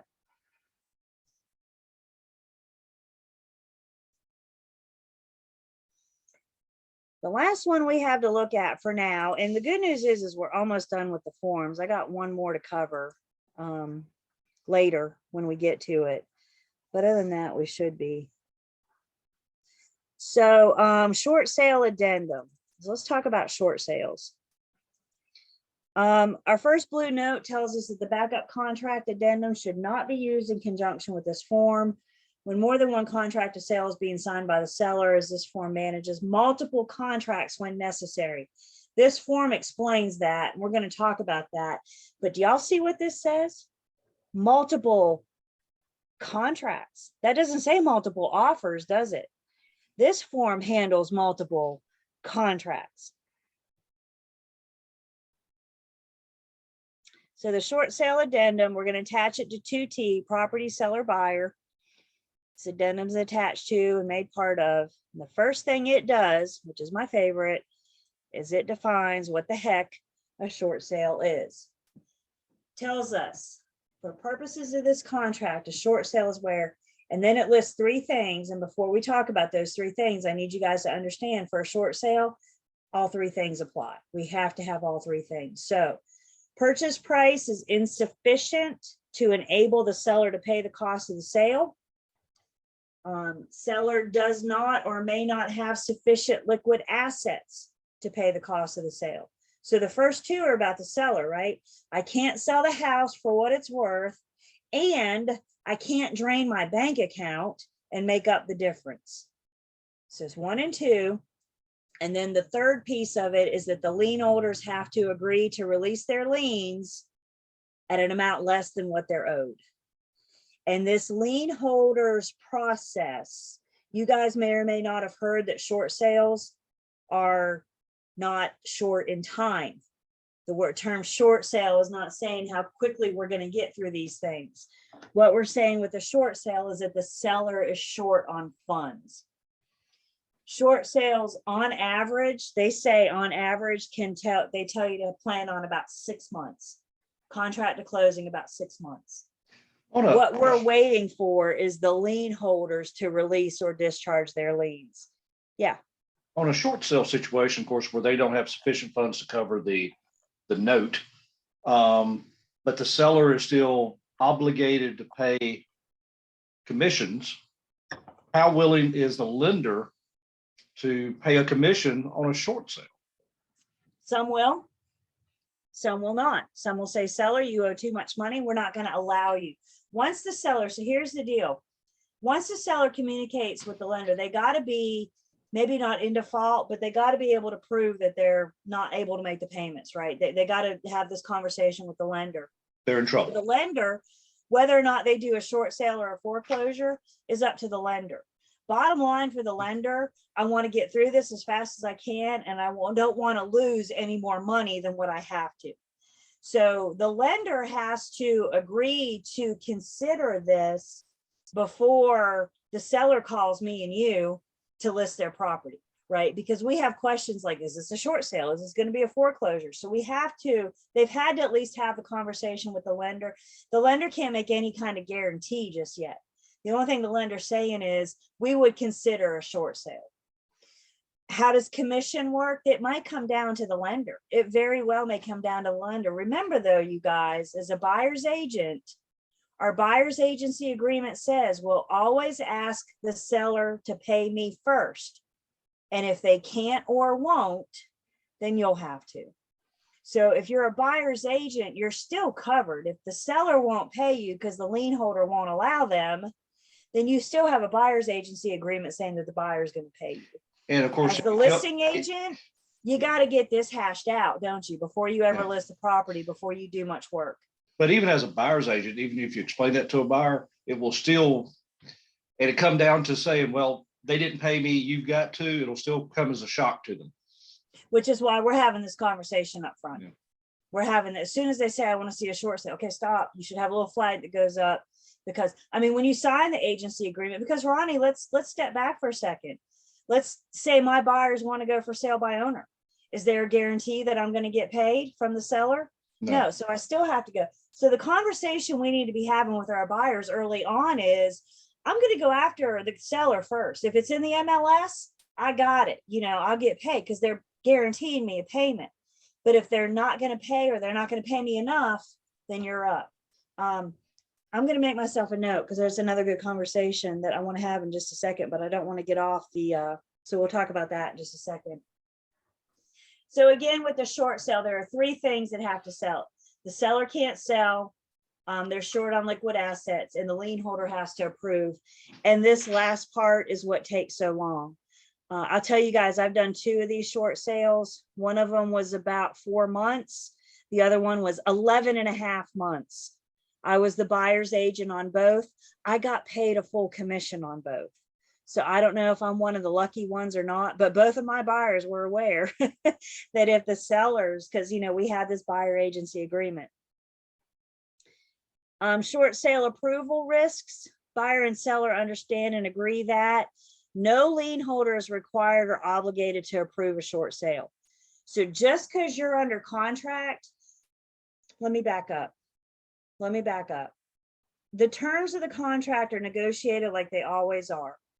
Buyer presents an offer to seller, and then we counter, right? Purchase price, due diligence, earnest money, none of that changes.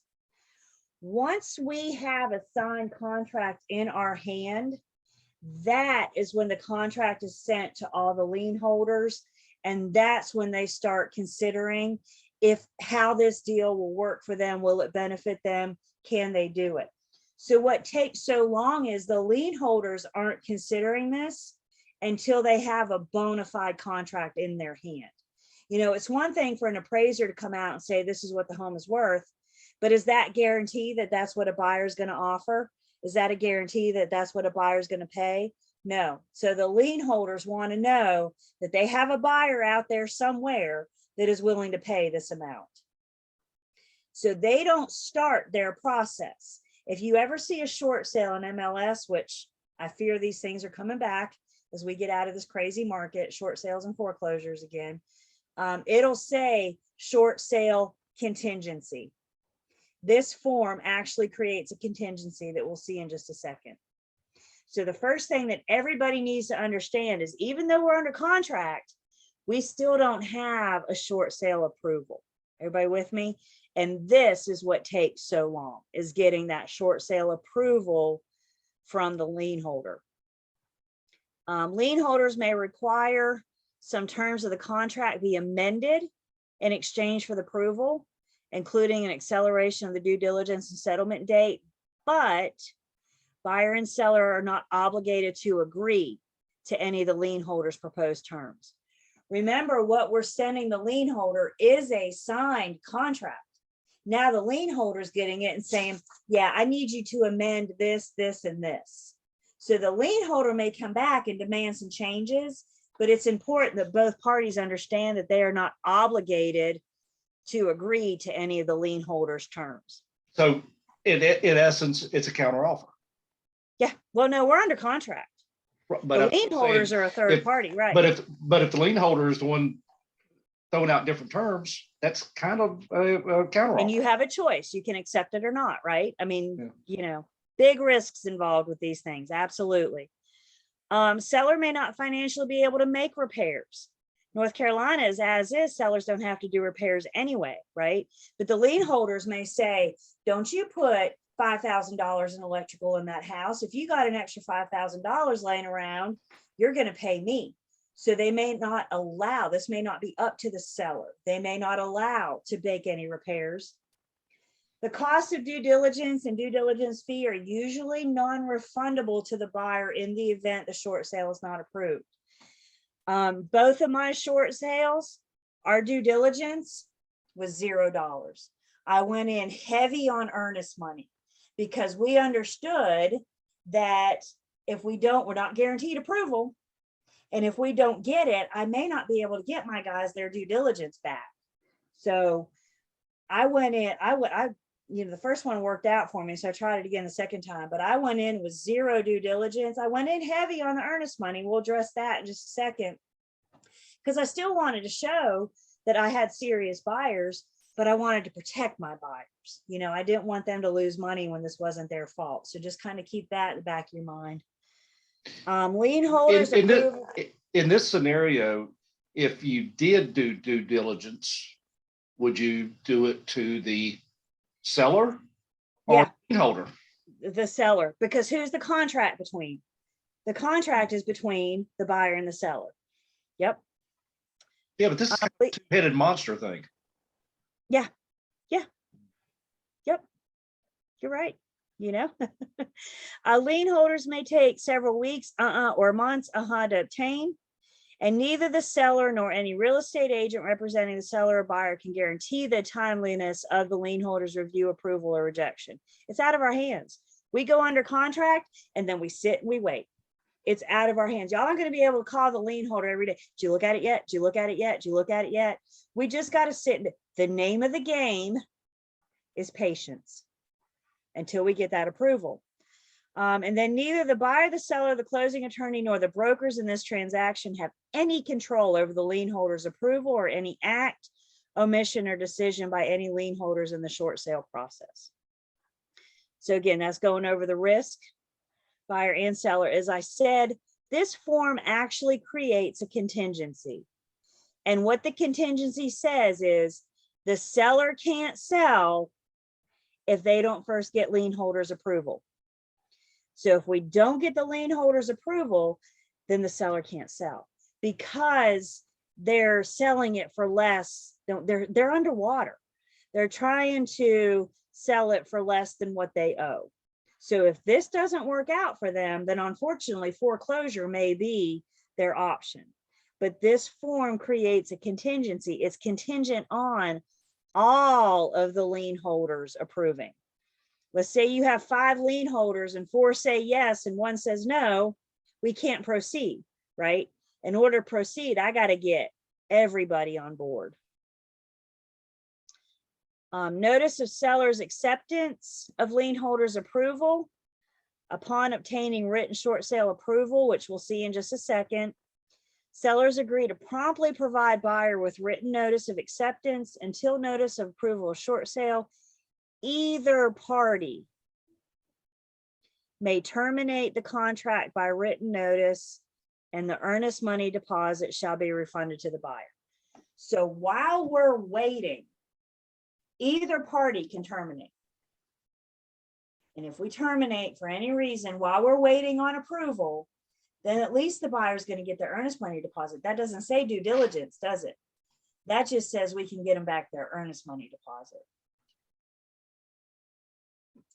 we got to address some dates. Actually, that's not true. We got to take a break. I'm trying to watch my time here. Sorry about that. So I want to hair over. So let's go ahead and take 10. When we come back, we'll finish looking at this form. So 152, it just turned. And then we'll come back and look at this, finish looking at this one.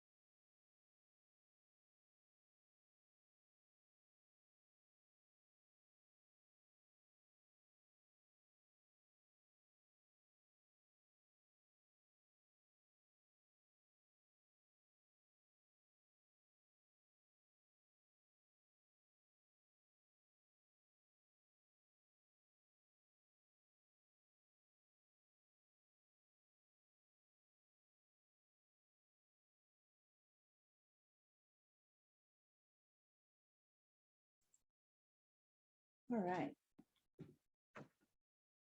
So continuing, short sales.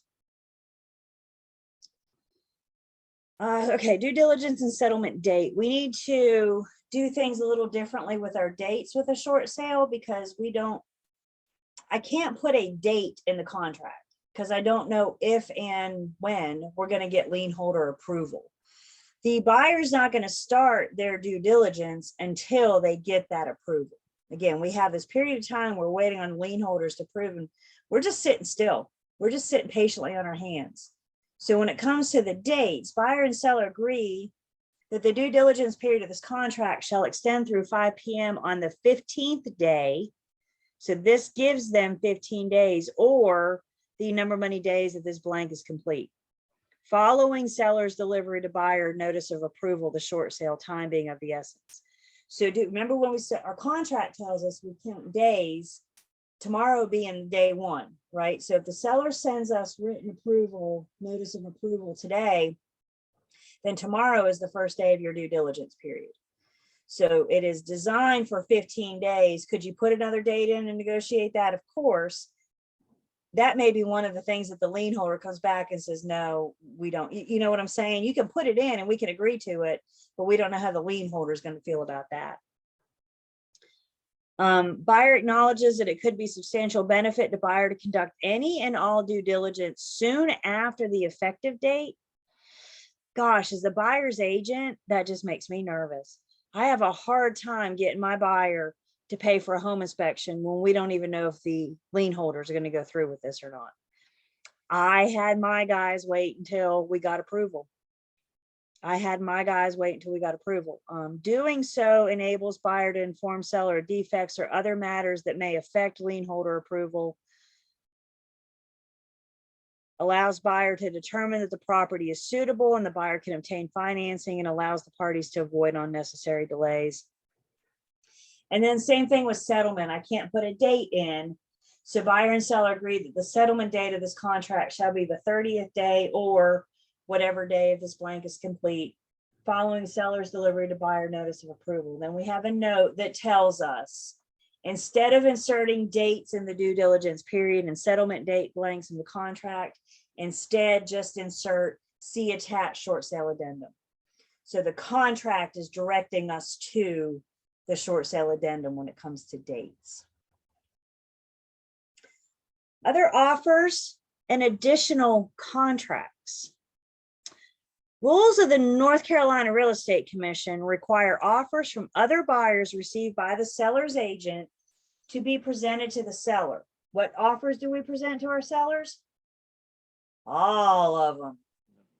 The North Carolina Real Estate Commission also requires the seller's agent to inform lien holders of all offers and contracts in the sale of the property received after a request for a short sale has been submitted to such agent or any lien holder.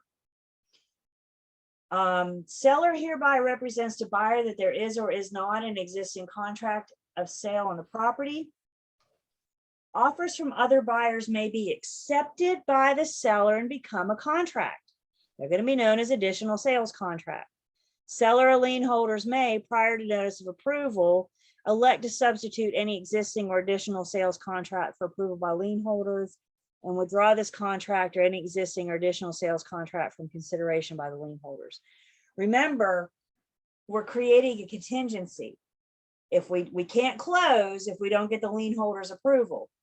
And the most the lien holders can approve is 1.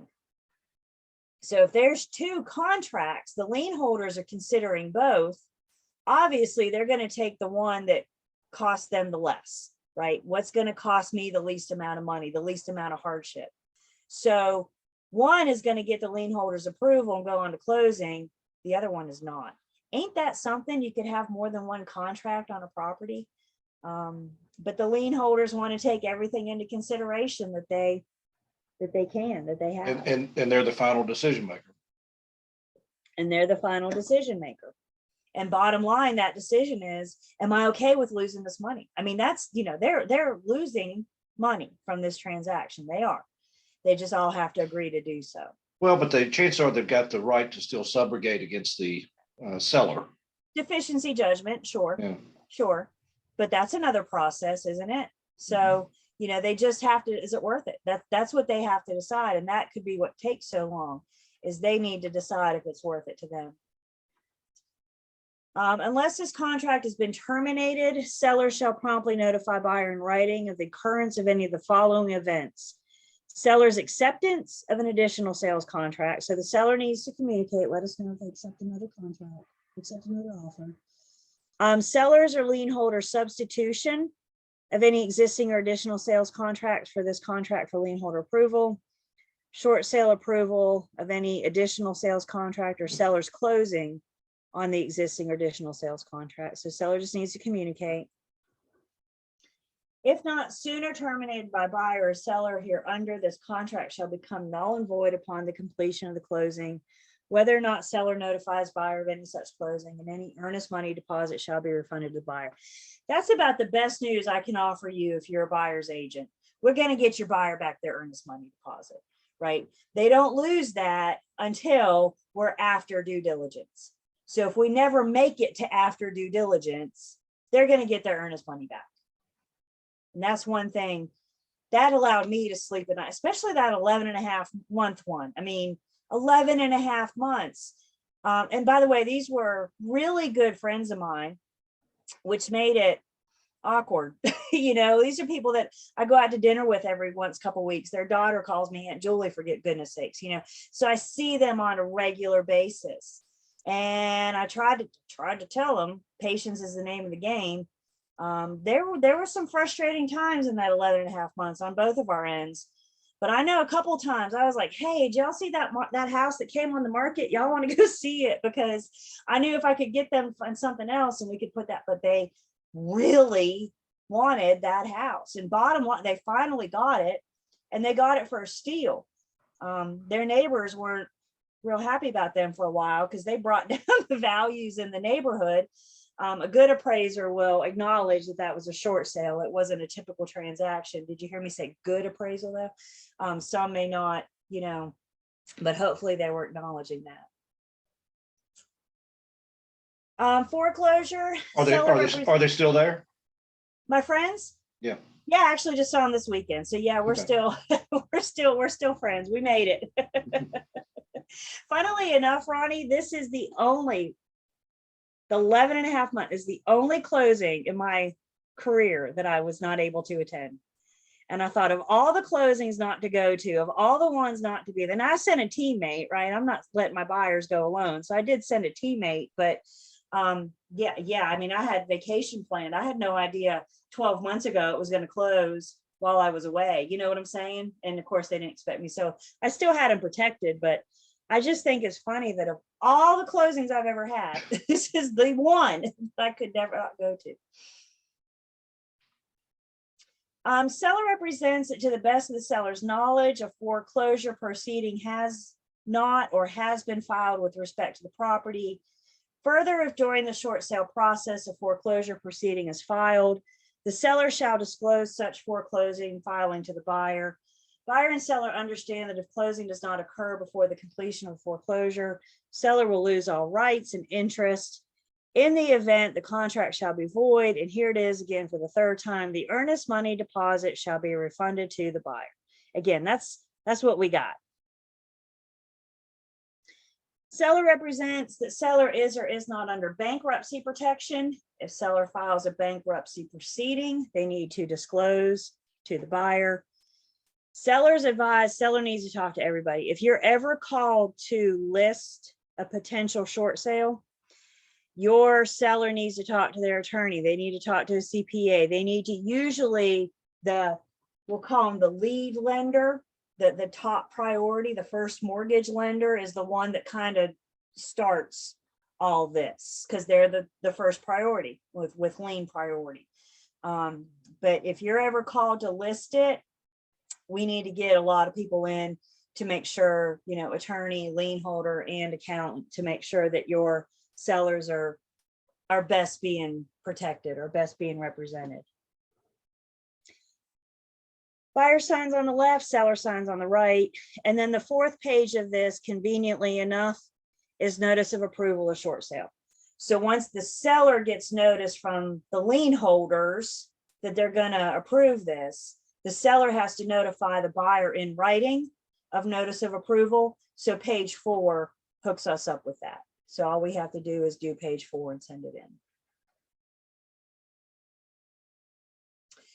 in. Short sales came to be. I'd heard of them, but I'd never, that's it. I just heard about them. And then the housing market crash hit and short sales got really big, really fast, along with foreclosures.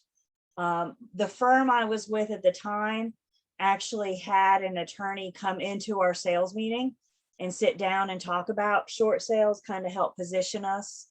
The first short sale I did, the 4-month one, the listing agent had no idea what was going on. And I'm new to it too. So it was all kind of, everybody was out there in the dark.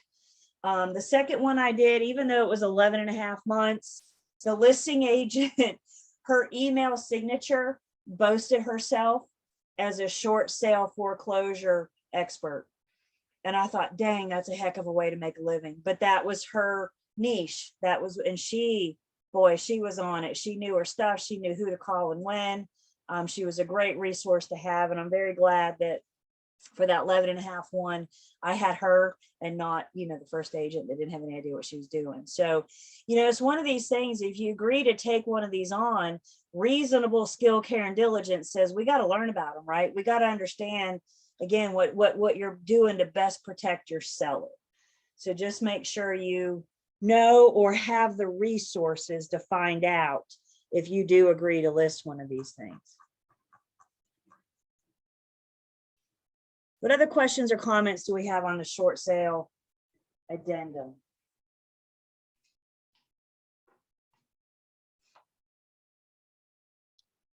I'm glad you went over that, Julie, because I was very unfamiliar. I've heard over the years the term short sale here and there, but never been involved with one from a buyer or a seller perspective. So it's good to kind of have a better understanding. So I'm glad you went through this one. I really feel that these will come back because, like we've talked about in this class, there's repercussions to this market. There's got to be repercussions to buyers paying a lot more than the home is worth.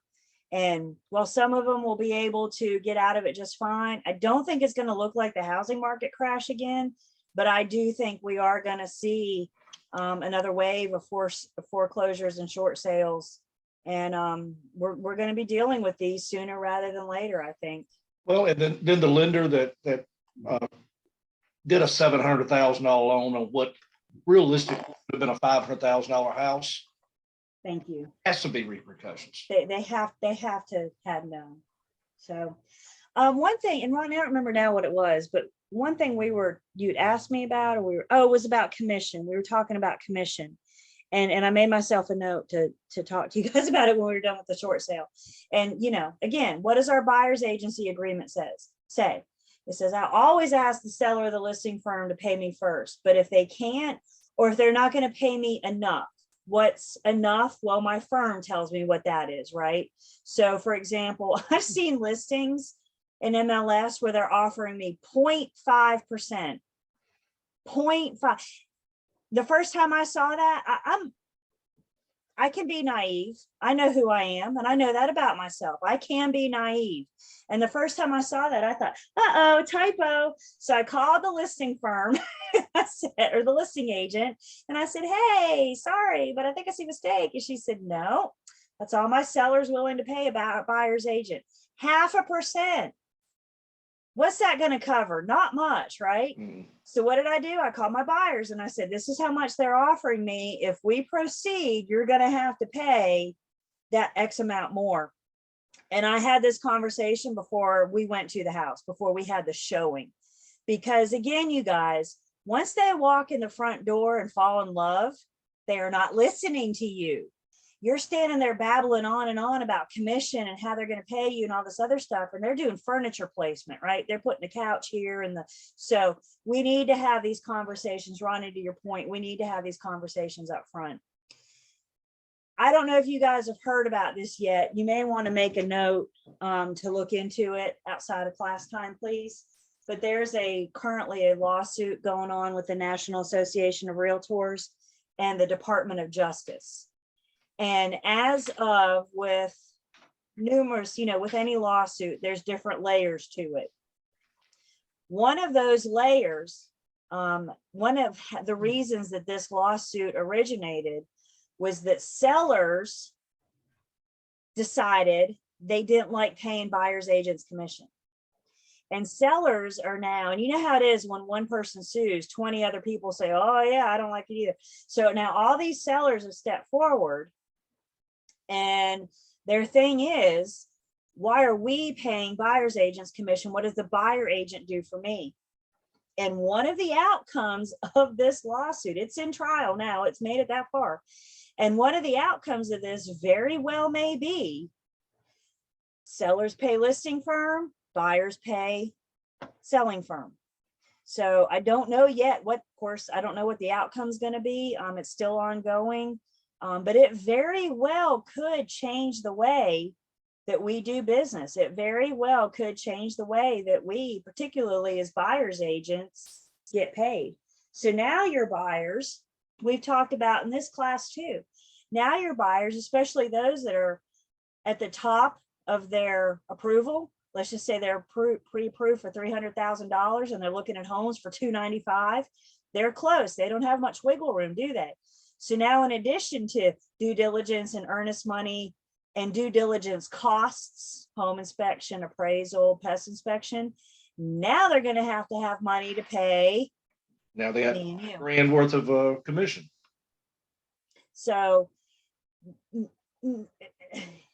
it very well, and I haven't looked into it in a couple of weeks now. I don't really know where it is now. I kind of poke in at it every once in a while just to see where it's at. But yeah, last I heard, we've made it to, they've passed all the hurdles. They've made it to court. I just think that's ridiculous. That is so ridiculous, because the seller is the one setting their sales price, and they should understand how much they need at the end, and that includes all expenses paid, including someone to sell your house. Agree. But if the buyer, if the buyer's agent brings the buyer, they buyer. Yeah. I hear what you, and NAR, of course, is saying, what the hell does this have to do with us? Because we don't do price fixing. We don't tell the firms what to charge. We don't tell the firms to, for example, charge 6% and do a 50-50 split. NAR stance is, what do we have to do with what the seller pays the firm? So I'm shocked, honestly, that it made it as far as it did. I'm not going to lie. When this first came out, I was like, somebody's wasting time. But here we are. And like I said, it very well may impact how we do business, how we work with buyers. I don't know.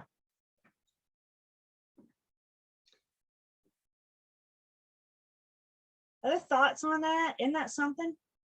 You can sue anybody for anything, right? So could a whole bunch of sellers get together and sue NAR? Sure. It's just surprising to me how far. And that's one thing NAR said from day one. We've never engaged in price fixing. I mean, I've been a member of National Association of Realtors consistently since like 2008. And I've never gotten anything from them saying this is how much commission we have to charge. You know what I'm saying? Because price fixing says the firm dictates the commission. So that'll be interesting. I'll share with you guys too, my 11.5 month. We,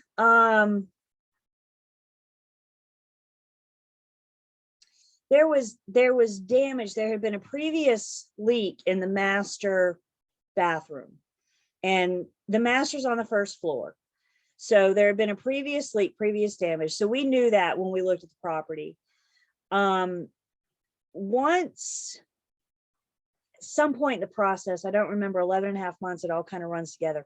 But at some point in the process, a home inspector went in there. I cannot remember if it was my buyers or the sellers, but a home inspector went in there after we were under contract and went underneath the crawl space and said the damage underneath that bathroom from the water was not just a little soft wood. They said, you're going to have to replace the whole entire master bathroom because the whole shower, as a matter of fact, that home inspector looked at my buddy, the buyer, and he's one of those guys, he's like 6 foot something and like 200 something, you know, he's a big dude.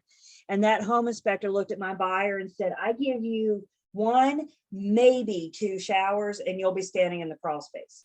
The wood was that soft, was that rotten. And he said, you're just going to fall through after a couple showers. Y'all know what the lien holders next move to that was? Because my guys were like, ooh, red flags going up. Y'all know what the lien holders wanted? They wanted my buyers to go ahead and repair, to totally replace the master's bathroom and then buy the house. Oh, hell no. I said, I know I'm not allowed to speak for my buyers on behalf of my clients, but no, they are not doing that. If they're fixing that bathroom, it's because they are the owner of record, because they are in the deed. But that's what the lien holders want. I said, absolutely not. Are you kidding me? So I don't know why they thought that was a good idea, or just an idea for that matter. But yeah, so then just getting that taken care of and addressed took more time. The appraisal is usually only good for 6 months. So we had to get it reappraised. That is the only commission I lost. The listing agent and I decided to share the cost of that appraisal, that second appraisal, because our sellers and buyers have been through it. So that is the only, and that was my decision, right? That was our decision to reduce that. And you take the cost of an appraisal and you divide it by 2, it's not near as bad. So they did pay us full commission. We just agreed to, obviously with permission of our firms, but we agreed to reduce that. And then, yeah, I was in New Orleans and I got a phone call saying it's done.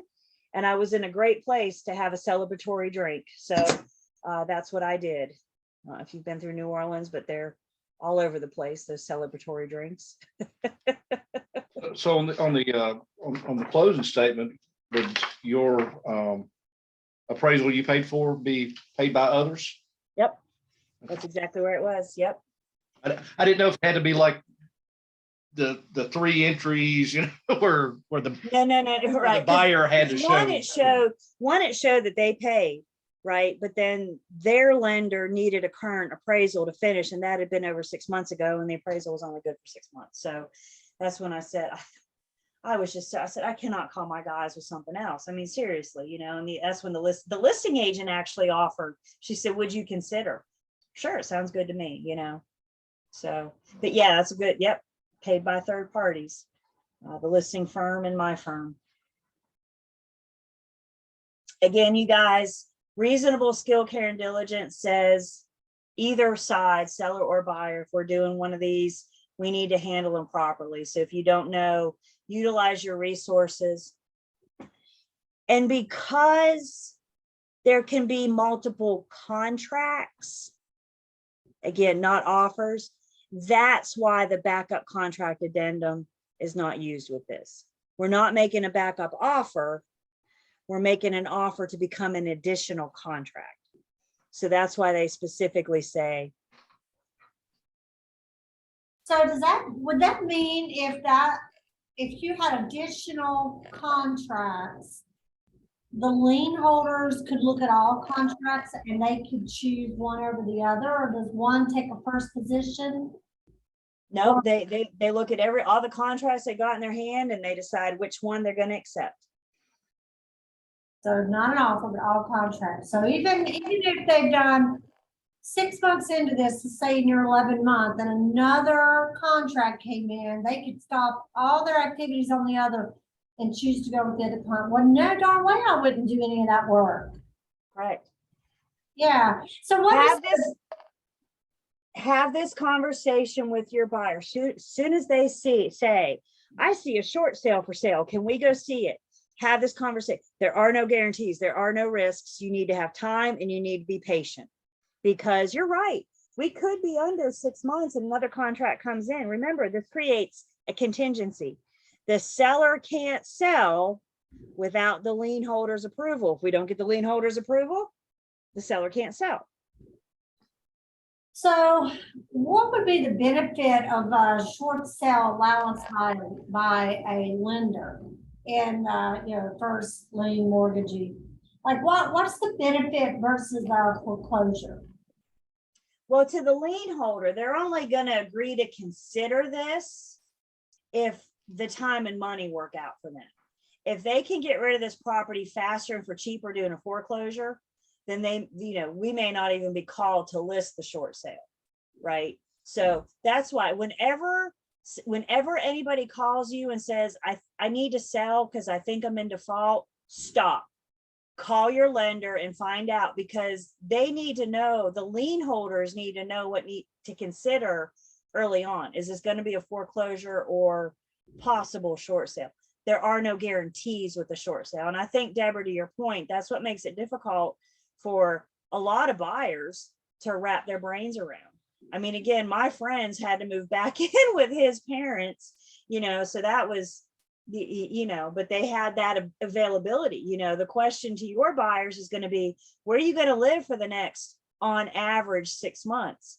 Understanding 6 months is average. It could be less, it could be more. I've heard of some of these things go in 2 years.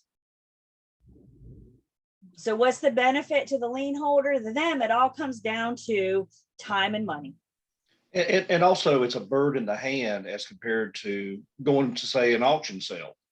Right. Guarantee of proceeds. Yep.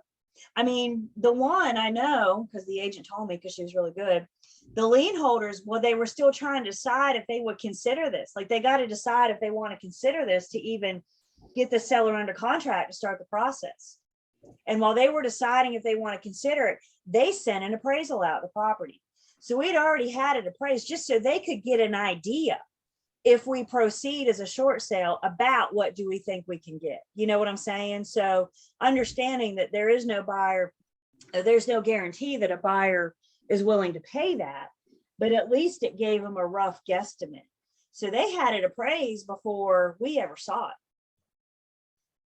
So I don't even know how much work went into this before it ever hit the market. You know what I'm saying? Like to get to this point. So that's, I've not been on that end of it, but, and all that is why the seller is advised to seek an attorney, CPA, etc. They got to talk to all their people pretty much and see if it's best for them and the lien holders. By the way, I want to point out in your book, page 354, the bottom of 354, 355, and most of 356 talks about the contingent sale addendum. Remember, that form is retired, so you guys can go ahead and cross that out. I don't know why the new books were printed with it. I think that was just an oversight. But 354 to 356 contingent sale addendum, that form has been retired.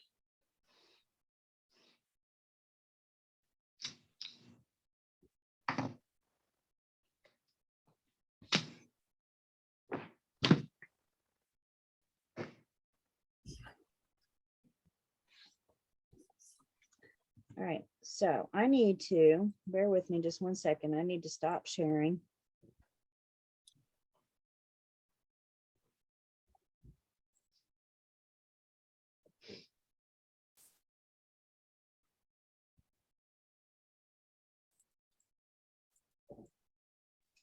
You're staring at me again. Somebody's watching you.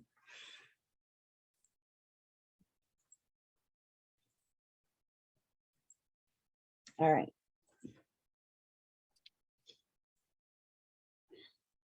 The good news is I only have one more form to talk about. So we got through most of them, and we're going to talk about that form when we get to another discussion, because I think it's more applicable later. So I'll get back to it, and then we're done with forms. Guys, please remember for your exam on Wednesday, you just need a basic understanding, all those addenda we talked about, just kind of a basic understanding. So if you were presented with a scenario, which addenda would apply, which addenda should we use? So just kind of a very basic. The star of Unit 10, the show belongs to Standard Form 2T. So if you're gonna review anything thoroughly, that's the one. So we had our standard form 2T, the guidelines for completing are in the forms of section of Learn Test Pass. And then 329 to 354 are provisions directly from the offer to purchase and contract, but just keep in mind your book is about 2 years old now. We've had 2 revisions of the contract since the book was last published.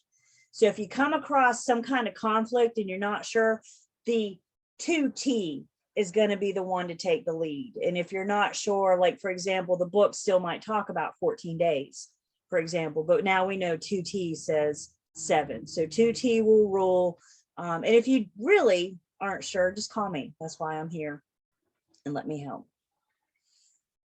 So to finish up this section, we're going to take just a few minutes. We talked about the earnest money deposit as we were going through the contract, but I just want to take time now just to talk only about the earnest money deposit, make sure we're good on it and those terms, and not specifically about the contract, but about the earnest money deposit. So with earnest money, the earnest money deposit is completely negotiable between the buyer and the seller.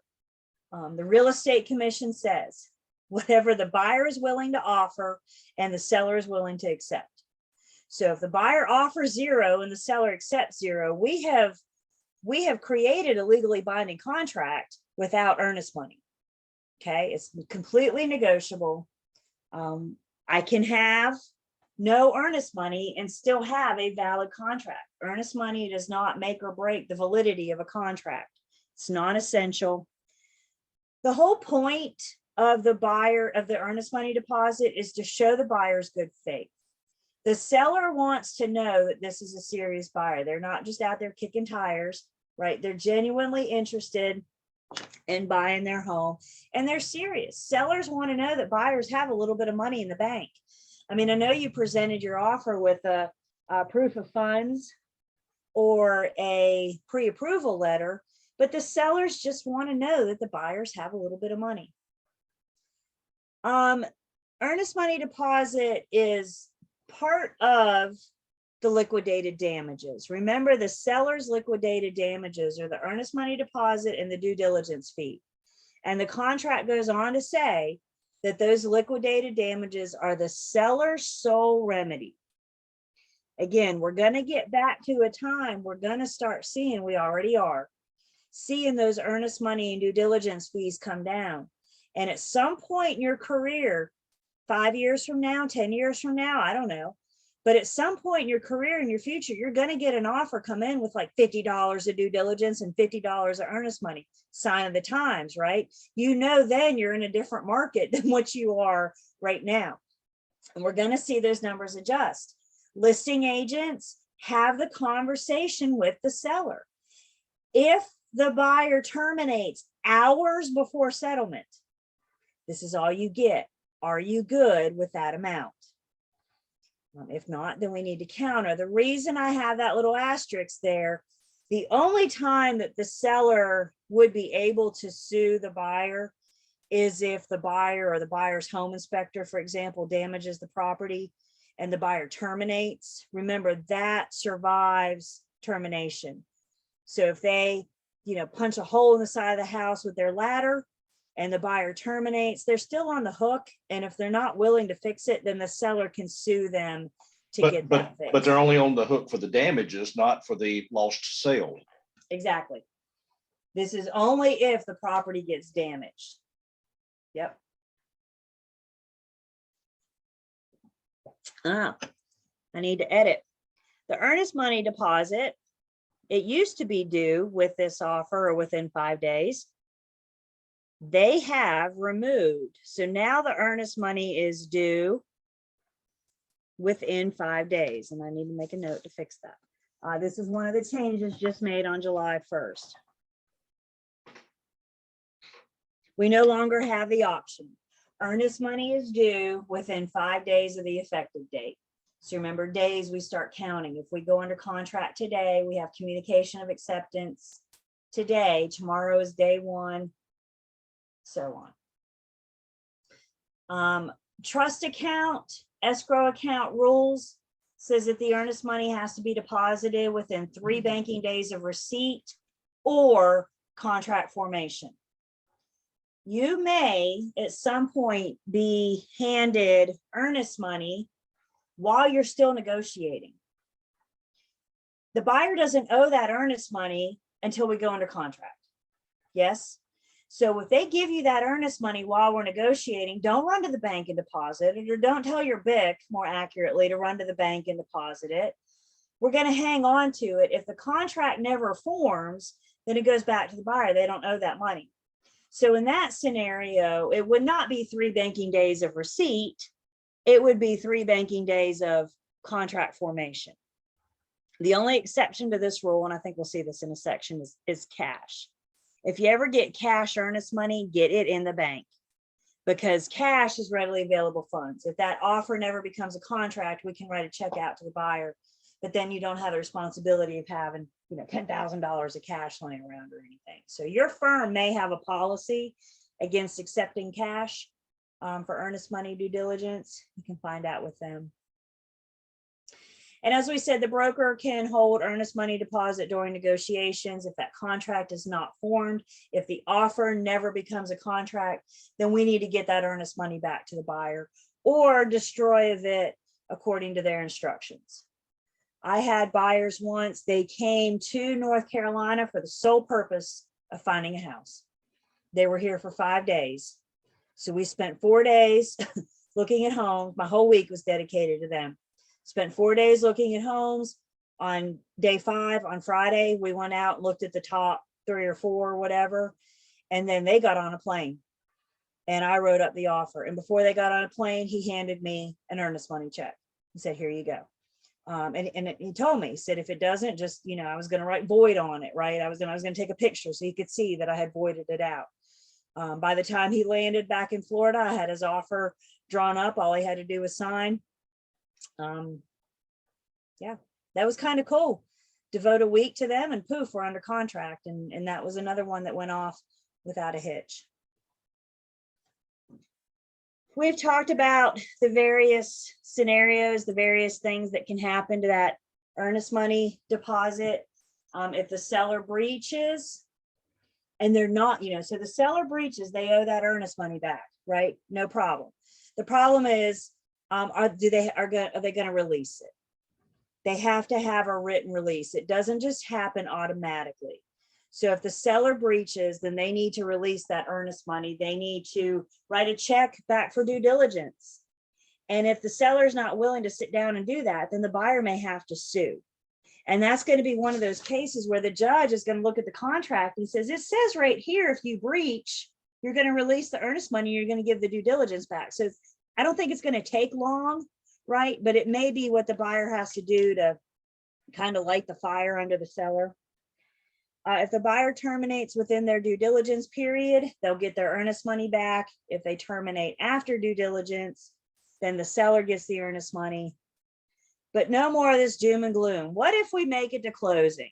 Sometimes we make it to closing.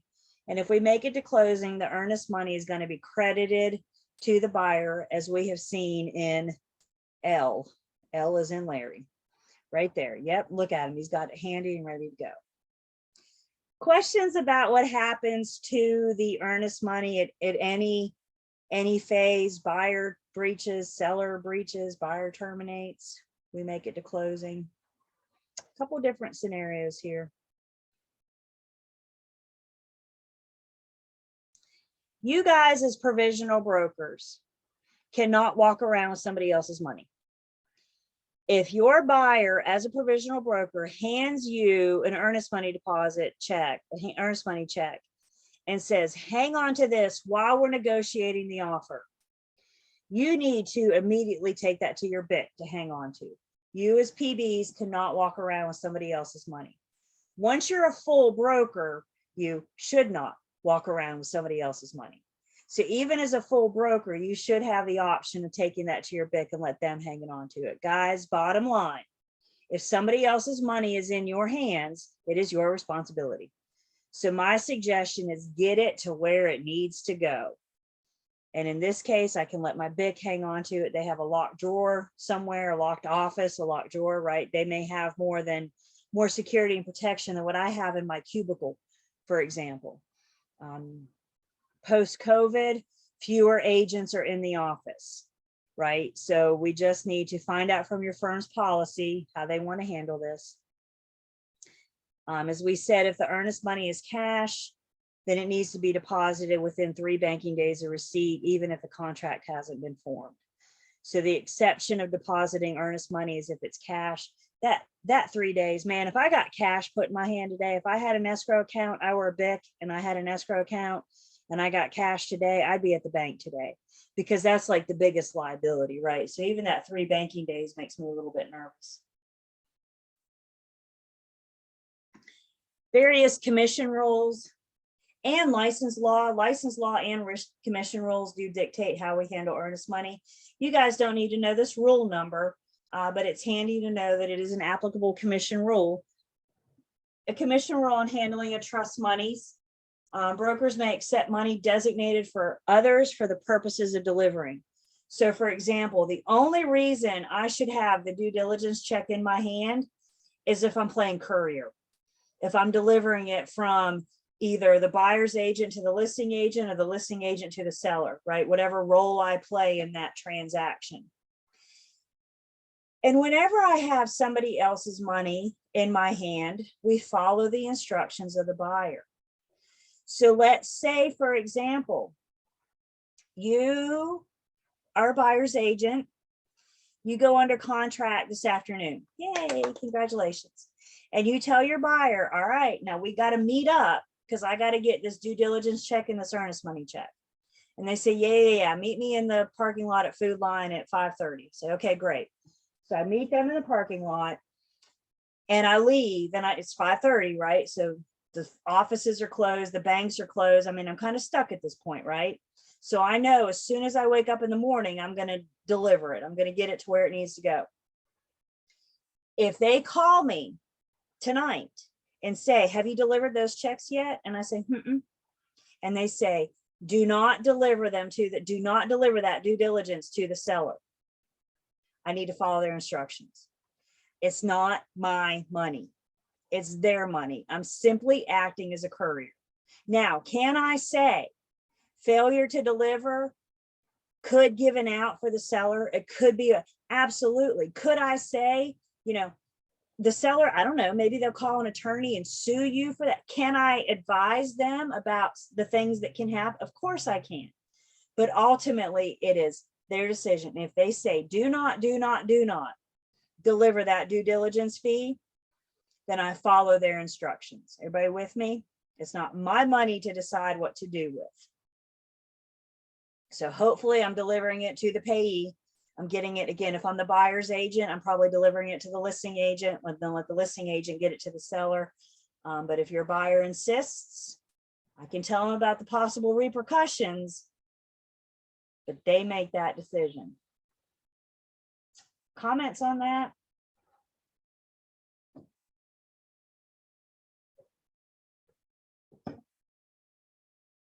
Another commission rule, as we've talked about, addresses that disputed earnest money. In the event that the earnest money is in dispute, the firm, may that be the real estate firm or the attorney's firm, the trust account or the escrow agent shall retain the earnest money deposit until a written release is received.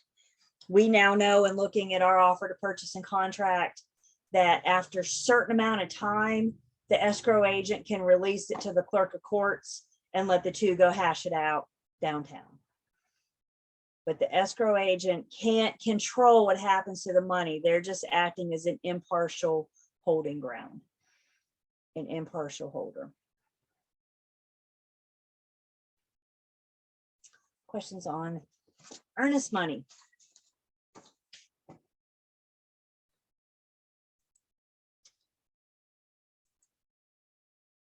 If we go to the North Carolina Real Estate Commission's website, you guys know by now I'm a fan, and my favorite tab is publications.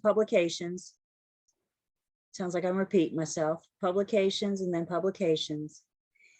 And another great tool they have for us in these Q&A brochures, we have a brochure on due diligence for residential buyers, and we have a brochure on earnest money deposits. Now, I'll let you guys look at these, of course. You can either order the fancy brochure, order online, or, you know, again, you can just be frugal like me and download the flat PDF. For example, the earnest money, this is written to the buyer, but we can use it as a tool in helping us explain this to the buyer and the seller. So it starts off, what is earnest money? It's meant to show your good faith when you're making an offer. Do I have to pay earnest money to have a valid contract? No law requires it. The seller typically does. If you agree to pay earnest money, do not make the payment, or your check bounces, you will be considered, may be considered in breach. How much should I pay? That amount is negotiable between the buyer and the seller. What happens to it before closing?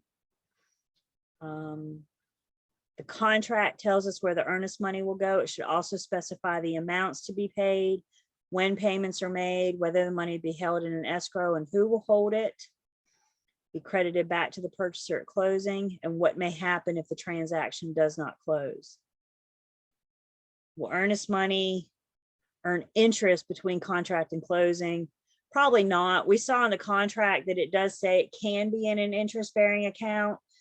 I personally, I mean, I've worked with a few firms that have a trust account. They didn't make interest. I don't know that attorneys are. They can, but I don't know in practice how many actually are.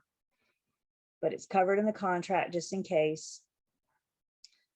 Who can hold earnest money? Any person agreeable to you and the seller. Again, usually it's a licensed attorney. If you're sales, residential sales, most firms, most smaller firms are doing away with that trust account. So Ronnie, we know Allen Tate still has a trust account, Caldwell Banker, Kelly Williams, Remax, right? Some of those bigger brands may have a trust account.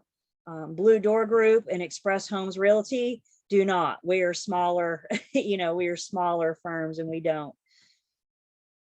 So if the firm isn't going to hold it, then an attorney can. Keep in mind though, you guys, as far as real estate firms go, the earnest money is never going to go away, or the trust account, I should say, is never going to go away. If you're a property manager, you have to have a trust account, right? For your security deposits, that kind of thing. So that's why I like to specify just sales. That's where the three of us are. When you have the licensed attorney, does that need to coordinate also being the closing attorney or just any attorney? It's usually one and the same. It doesn't specify. You know, the contract defines who the escrow agent is, but it usually is one of the same, where the closing attorney is that trust, because now they have an interest in it too, right? Because your closing attorney, at the end of closing, everybody gets paid from their escrow account. That's how they disperse the funds. But at the time of offer and acceptance, that may not have been decided who the closing attorney is. Well, we need to figure it out then, don't we? And what we're running into right now, like for example, my firm's preferred attorneys are sometimes booked out 6 weeks. So what my firm is running into right now, we'll go under contract today with one of my preferred attorneys, but then we can't get closing in time. So now we need to change attorneys. So that's why we have the agreement to amend, where we can change. And then that addition that we saw, now the new attorney's got to sign, acknowledge, and receipt of the earnest. So sometimes you just got to kind of put a name in there to make it happen. And then, you know, we want to use this attorney, but they can't schedule or close when we want to. So that's kind of one of the hiccups we're running into right now. So yeah, you may not have the conversation with your buyer about what home inspector they want to use until you're under contract, right? But we got to have conversation, especially if your firm doesn't hold the earnest money. Now, you may not have this problem because your firm has a trust account, but Deborah and I, we got to have these conversations with buyers up front. Do you have a particular closing attorney you want to use? If not, let me recommend 2 or 3 that I've used in the past. I like not having problems. Never been a problem for me. Yeah. So Julie, let's say you go in a contract, your buyer selects a closing attorney at the time, and they write you an earnest check right there. Mhm. So how does that, who initiates that conversation with the trust attorney to know that that money's coming their way and that they're going to accept it and write it in the books? I mean, could they decline it because they're saying we're too far out? We're just, I mean, what do you, what? I what guess they initiates could, that? but usually how it works, like we go under contract today, yay. And I meet my buyer at Food Line parking lot, said, okay, I need to due diligence and earnest money. So then tomorrow morning, first thing, I'm going to deliver the due diligence to the listing firm or the listing agent. I'm going to somehow, and then I'm going to take the earnest money check with a signed contract to the attorney. So I'm basically walking in the door saying, here's an earnest, you know, and I may call the paralegal and say, hey, I'm on my way, right? Or I may email the contract and say, I'll be bringing the earnest money in later today. But I'm communicating with them very early. So because, you know, so I'm going to the attorney's office saying, okay, here's a contract and our earnest money. What time on September 5th can we get closing schedule for? You with me? Because I know the contract says we're going to schedule, so we can go ahead. And when I'm there, I just try to go ahead and schedule it and get it on the books. Then now if they say we have nothing on the 5th, and I say, what's your next available day? And they say, we got nothing until October, then I need to find, you know, another attorney. And All right, and in that scenario, do you just take your earnest money check and your signed contract, absolutely, go back out the door? absolutely, because I mean, they're going to be one and the same, right? Because again, that's how they get paid. So let's just pretend for a second you use one attorney for the escrow and then another one for closing. That closing attorney doesn't have all the money that they need to pay disbursement, right? Because somebody else is hanging on to. So that's what, there's nothing in the contract that says that they have to be, but you know, in practice, to keep things simpler, like you just said, it's going to be one and the same. So if they can't handle my closing on September 5th, then I need to go find an attorney that can. And that's when we can do the agreement to amend the contract. This is a big challenge we're having today. And, you know, I'm proud to say that our attorneys that my firm uses are good. But the problem is that they're good. You know, everybody wants to use them. And so we're running into these challenges. But have you ever, with a challenge such as that, have you ever run into finding an attorney who can close on a particular date and it be within or outside of the 3 days of deposit? Like, have you ever, No, I've not run into that. I've not. I guess with my buyers, I have a conversation about plan B, plan C, right, in the event. I mean, a lot of agents like to try to schedule closing for the last day of the month. And the reason behind that, the thinking behind that is interim interest. If you can schedule closing on July 31st, then your buyer only has to pay 1 day of interim interest, right? No. Me, I stay as far away from the last day of the month as I possibly can, because I know that's when everybody else, you know, I mean, I'm sorry. What is a couple, $300-400 in the big picture of buying a house? You know what I'm saying? And again, I have these conversations with my buyers, but bottom line, whenever you originate the loan, that's when your interest starts. May it be the 15th or may it be the 30th, you know? So it may just depend. And you know, the idea of an attorney being backed up, 21 years I've been in the industry, we never had to worry about this until recently. So I don't think that's going to be a problem around forever. But it's something that we're having to deal with right now, the best that we can, you know. It's a scary thought to think that you might need more attorneys. I've never got that thinking that there needs to be more attorneys in this world. Ronnie's not there. I hear you. Let's see, under the standard offer to purchase and contract, who holds the earnest money? Again, I think we're good with that. We identified who the escrow agent was. Is earnest money the same as due diligence? No. And this goes on to explain those differences. What if the standard contract form is not used? Well, remember, if we're not using let me ask you guys, can I use something other than the standard form? Can I use another sales contract? Yes. Yes, as long as it was drafted by an attorney. So the other contract you're using, you need to read it and see what it says about earnest money. See what it says about the escrow agent. Don't just assume that the builder's contract has the same verbiage about escrow agents, earnest money, building deposit, that kind of thing.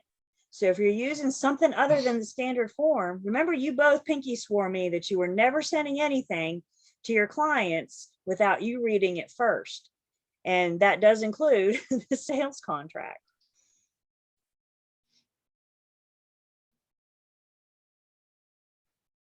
Let's see. So again, I'll let you guys, I just think these Q&A brochures, and then here's the one on due diligence. This one has probably gained in importance over the last couple of years, especially with the really high amounts of due diligence and buyers thinking they're going to recoup their money and asking in repairs or something.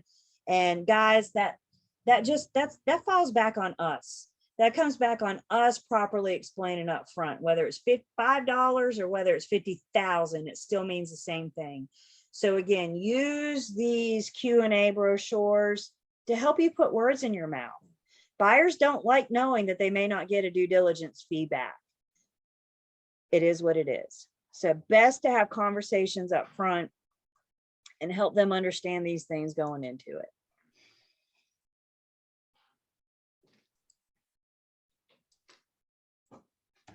Questions?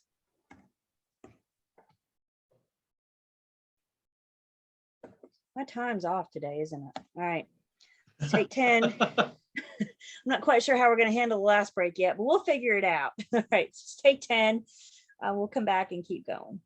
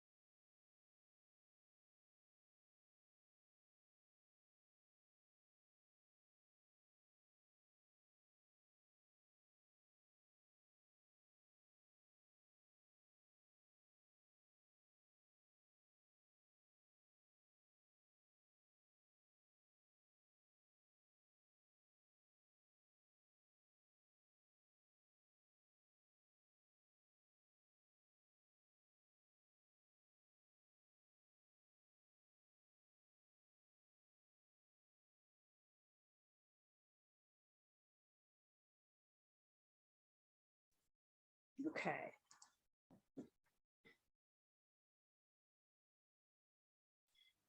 One more thing I wanted to show you guys at the Real Estate Commission's website, so you're aware of it. You know, you spend a lot of time in pre and post licensing talking about license law and commission rules, and you have that information available to you. However, when you leave post licensing, that information may not be as readily available. So I think it's important that you know where to find it, especially as laws and rules do change. So if you're on the home page of the Real Estate Commission's website, ncrec.gov, and you scroll down, you will see there is a section on license law and commission rules. I'll click on that in just a second so you can see that. But also notice that they list, here are the approved rule changes that went into effect on July 1st. Prior to July 1st, that said proposed rule changes. So they make it available on their homepage, proposed rule changes once they have approved them. And you also can subscribe to the commission's mailing if you want to be notified that there's a rule change on the table. So I'll let you guys, look at that if you choose. But where you can always find the information is, again, on the homepage, the license law and rules. And you can see here, license law is chapter 93A, commission rule is chapter 58. So it breaks it down for you. And let's just go look at commission rule. They're very similar. You can see, once it loads, that it breaks down the different chapters, we'll call them, the different sections. So if you're looking for something in particular, this is going to be the place to start. While I'm here, we mentioned Rule A.0110 or A111, which is it? Rule 112. Rule A.0112 specifically addresses offers and sales contracts. And part of what this provision does, if you're using a contract that's not the standard form, we said you can use it, but Rule A.0112 says that us as agents can only use a sales contract that contains these 19 provisions. So I think we mentioned this like last week or 2 weeks ago, but if you're ever using a contract, you just may want to grab this rule and make sure that it is applicable. Make sure that it's in any form I've seen, any non-standard form I've seen, it actually says on it, prepared by this law firm. So I would definitely look out for that. If you receive something for your clients to sign that doesn't say that, or the other agent can't source it, I would advise my clients to talk to their attorney before they signed it, because we don't know who signed it. We don't know how legit it is, right? We don't know anything like that. At least when we're using standard forms, we know we're good. The concern is when we go off. So that's the information there to help you in your career.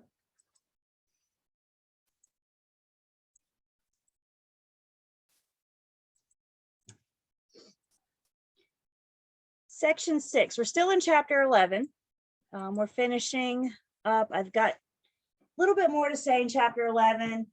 This class has us go over active, inactive license, that kind of thing. So like I said, we'll end somewhere here today. We'll have a little bit more to finish on Wednesday, but not a lot. So, and a good time to review. So picking back up, particularly on page, starting on 357. In this last little, or next to last little section, we're going to have a conversation about submitting offers to sellers. We're going to talk about the multiple offer process and what the do's and don'ts aren't, if you will. And then we're going to have a nice review on offer modifications and counter offers. So we're going to go through that process again of, making an offer. The offeree has 3 choices and how we can respond, that kind of thing. So first off, let's understand that to create a valid real estate contract, well, there has to be an offer. An offer has to be made in order to have a legally binding contract. When it comes to seeing this, I'm such a visual person. And my preference is to actually draw the line. I'll go ahead and tell you guys, I don't mind sharing this with you. On your exam on Wednesday, you're going to have a scenario where an offer is presented and it's countered. And that's right, you got to go back and forth a line. And ultimately, they want to know, when does this offer become a contract? My suggestion to you on Wednesday is to draw the line so you can walk it back and forth, because they're not going to use buyer and seller, you guys. They're going to use offer or an offeree. And you need to know where it ends, because you need to know that moment in time. Okay. So an offer is made. In this case, the buyer, being the offeror, is making the offer to the seller, who's the offeree. The offeree always has three choices. They can accept it, reject it, or counter it. In the event of a counter offer, then the roles reverse. Now the seller becomes the offeror, making the offer to the buyer, who's now the offeree. Remember, a counter offer is a rejection of the original offer. That original offer is dead on the table. The seller responded with a counter. They said, I'm good with all these terms, but this, this, and this. So they are presenting a brand new offer to the buyer. A counter offer is a rejection. So now the seller's making the offer to the buyer. What are the buyer's three choices? They can accept it, reject it, or counter it. There is no end to a counter offer. There's no, well, you can counter 4 times, and you can counter as many times as you want. It's going to be a rejection or acceptance that ends a counter offer. You guys understand? Hopefully with each counter offer, the seller typically starts up here somewhere and the buyer usually starts here. And hopefully each counter offer gets us a little closer and a little closer, right? To now at the end, and hopefully we're just down to one very small point that maybe hopefully we can work out, right? But hopefully that's what each counter is doing, is getting us closer and closer together. And it's not just about purchase price, is it? It's dates, it's due diligence money, earnest money, seller pay closing costs, right? It's very different things that could, is the refrigerator going to be included? All that stuff has to be hashed out. So in this scenario, let's pretend that the buyer accepts it. An acceptance is a 100% acceptance. There is no such thing as I accept it, but that's another counteroffer. So when you have acceptance, the offeree is agreeing to all of the terms of that offer, every single one of them. Okay. Once the offeree agrees to accept, there's these two things. There's this magic moment in time, if you will, in which the offer becomes a contract. And I have to have both of these steps. The last offeree has to accept. Verbal acceptance means nothing. If they're accepting, then they're doing it by writing. They're doing it by signing. If you got verbal acceptance, you got absolutely nothing. And I hate to say it, but in this day and age, with the technology, with how we communicate, a lot of times if the agent and I are communicating via text and the other agent says we accept, technically I'm not under contract yet, have I? Because the parties haven't signed. So if you're communicating via text or email or even on the phone, once the other agent says, or you say, we've accept, that's great, but you still ain't got anything. So you got to make sure that you get the very next thing that should happen is get that acceptance in writing. And again, I think this is where a lot of buyers and sellers get confused, because their agent has said the other side is accepted. But then in the meantime, another offer swoops in that's better and the seller accepts that one, right? And the buyer says, well, that's not fair. They said they accepted. They said they accepted, but it only counts if they sign that acceptance. So the first step, that magic moment in time when it goes from being an offer to a contract, that first step is to get the last offeree to accept it. In other words, get them to sign it. We got both parties signing it. And then communication of acceptance has got to cross the line. The offeror has got to notify, I'm sorry, the offeree has got to notify the offeror that their offer has been accepted.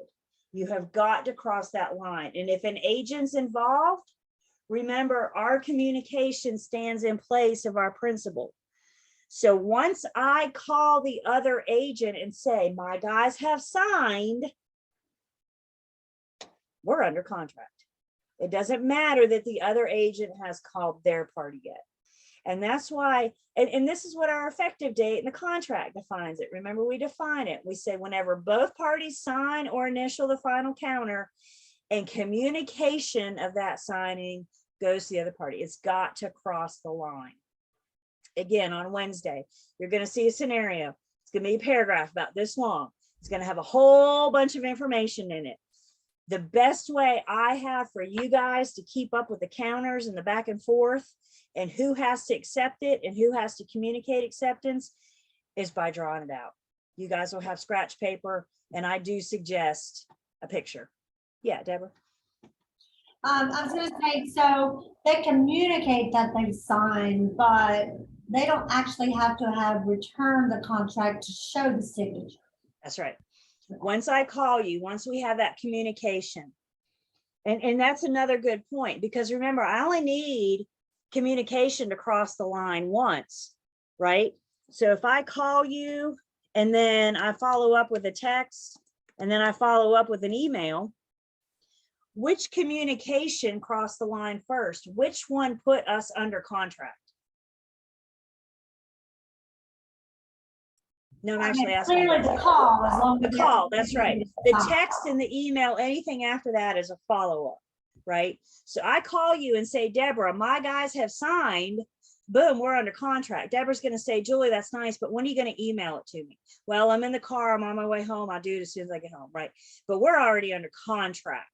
It's just me getting the contract to you because we communicated that acceptance. Great question, thank you.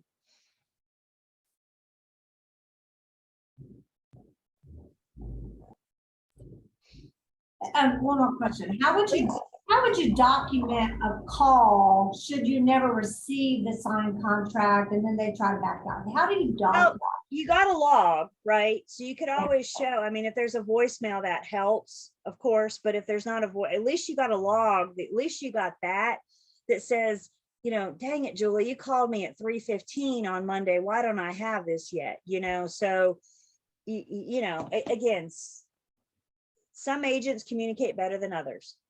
Okay. Did I do that good? Did that sound okay? Some agents communicate better than others. So, you know, some might be a little, I'm that annoying little natty thing until I get my signed contract. So you can call me, that's fine. But when are you gonna, you know, and I'm, you know, some agents, you may have to be the natty thing to get on them because the lender can't start their process until you have, the buyer's agent has a signed contract.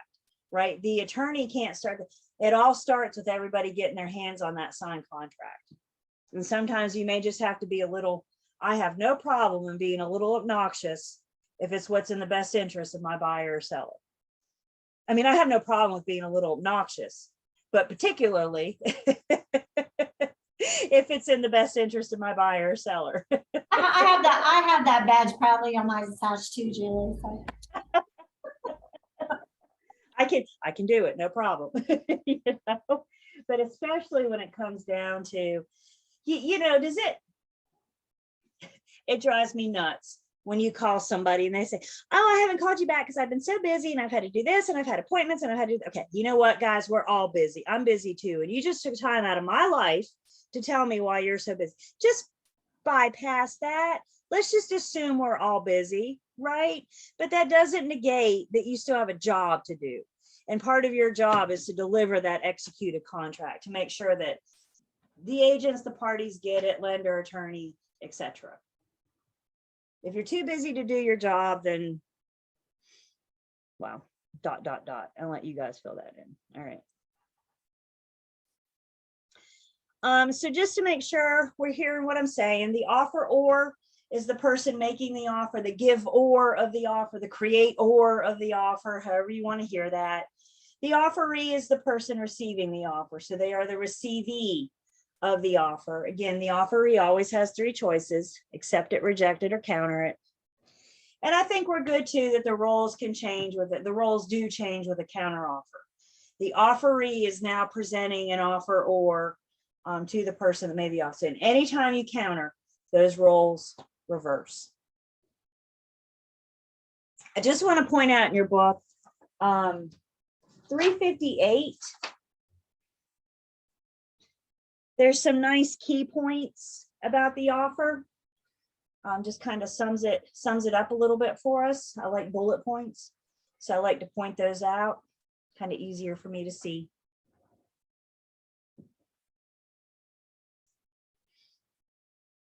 Talking a little bit more about offers. It's important that we understand offers are revocable. The offeror, we just said, is the person making the offer. They are free to revoke their offer at any time prior to acceptance, even if they put a stipulated time on it and we're still within that time. So let's say, for example, an offer is made today and it has a deadline of July 26th at 5 p.m. What that deadline is a deadline for the offeree to accept. So even if we don't have acceptance, as long as, I should say, we don't have acceptance, the offeror is free to revoke their offer at any time. That's the important thing. The offeror is free to revoke their offer at any time. We would need to communicate with that, wouldn't we? If your buyer is revoking their offer, we would need to get some kind of documentation, text, email, whatever, to the listing agent, let them know that your buyer has withdrawn the offer. Can you pick up the phone and call? Of course you can, but then follow it up with a text or an email talking about, per our conversation, blah, blah, blah, blah. So the offeror is free to revoke their offer at any time prior to acceptance. And then with acceptance, the offer must be accepted and that acceptance has to be communicated. And that's just back another way for me to say communication must cross the line. The person making the offer has got to be notified that their offer has been accepted. Okay. My reality show, guilty pleasure. One of the reality shows that I watch on a regular basis is Bar Rescue. John Taffer, that's a good one. He gets all upset, heated and everything. There was one on the other day, and there was two business partners owned the bar, and one thought one had more responsibility than the others, and neither one of them were doing well, which is why they called Taffer. And the one guy said, I own part of this bar. And the other guy said, no, you don't. Taffer whipped out the contract and he looked at it. He said, oh, we redid the contract. And Taffer said, when did you share it with him? And he said, well, I didn't, but I own it. Taffer said, when did you share it with him? You know what Taffer was trying to get across? That communication never crossed the line. Just because he took it and signed it, he never told that person that he had signed it. Thus, he didn't have any ownership in the bar. He thought he did, but he didn't, because he didn't communicate that acceptance. And he did it in the best Taffer style that I know. I really want to take that to pre-licensing. I've met him. He's a good sized fella. Have you really? Yeah, at the National Restaurant Association show in Chicago. Nice, nice. My husband's a fan. He's read the books and everything. He buys into his philosophies. But even though it was a reality show, he was right on, wasn't he?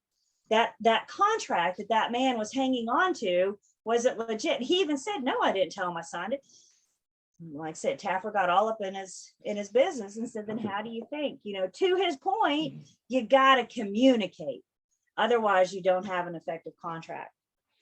Again, on page 359, a little bit over to 360, there's some nice key points about the acceptance. So understand we got two things going on here. You got the offer, and then you got acceptance.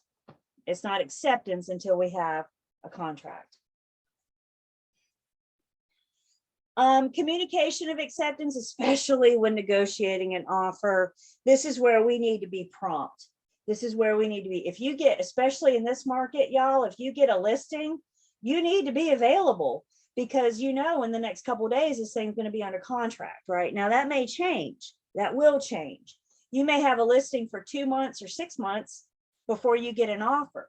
So, I mean, you can't stop your lives, right? Every time you take a listing, every time you work with a buyer. This is where having friends in the office pays off, having a buddy that can help you if you want to like go on vacation or, you get sick or something. There's an old saying in this industry. It says, if you want to sell a house, just go on vacation.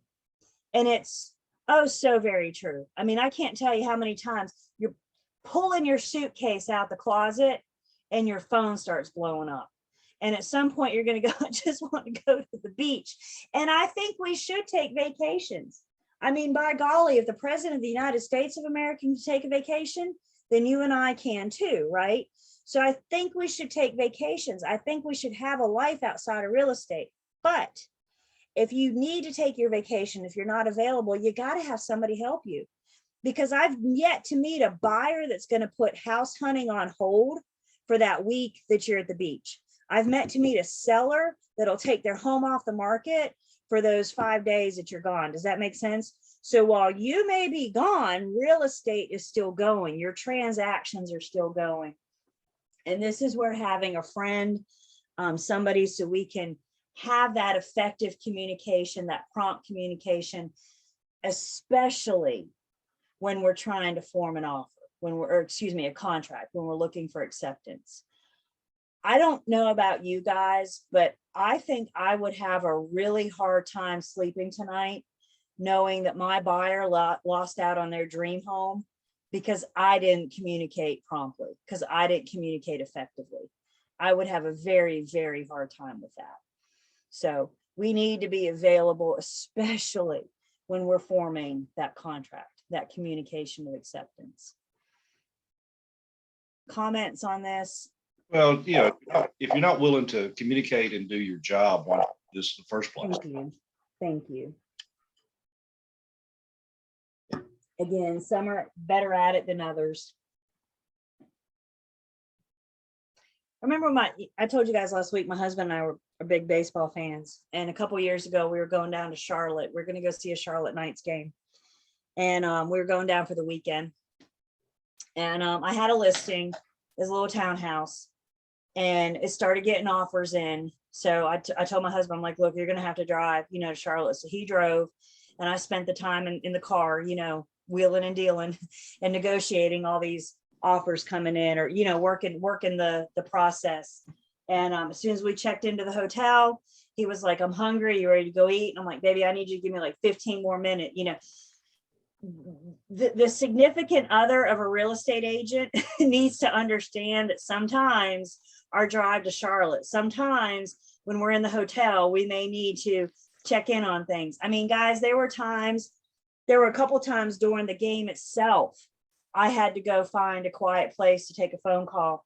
And I don't know if you've ever been to the Charlotte Knights Stadium. And if you've tried to find a quiet place to take a phone call, that's, a little hard, a little challenging. And I was kind of like huddled in the corner, trying to do away with the noise and everything. But that's like Ronnie said, when you take this job, that's just one of the things that and I'd like to say by the time there you go. You do know the Knights. I'd like to say that by the time the game ended, I had my guys verbally under contract.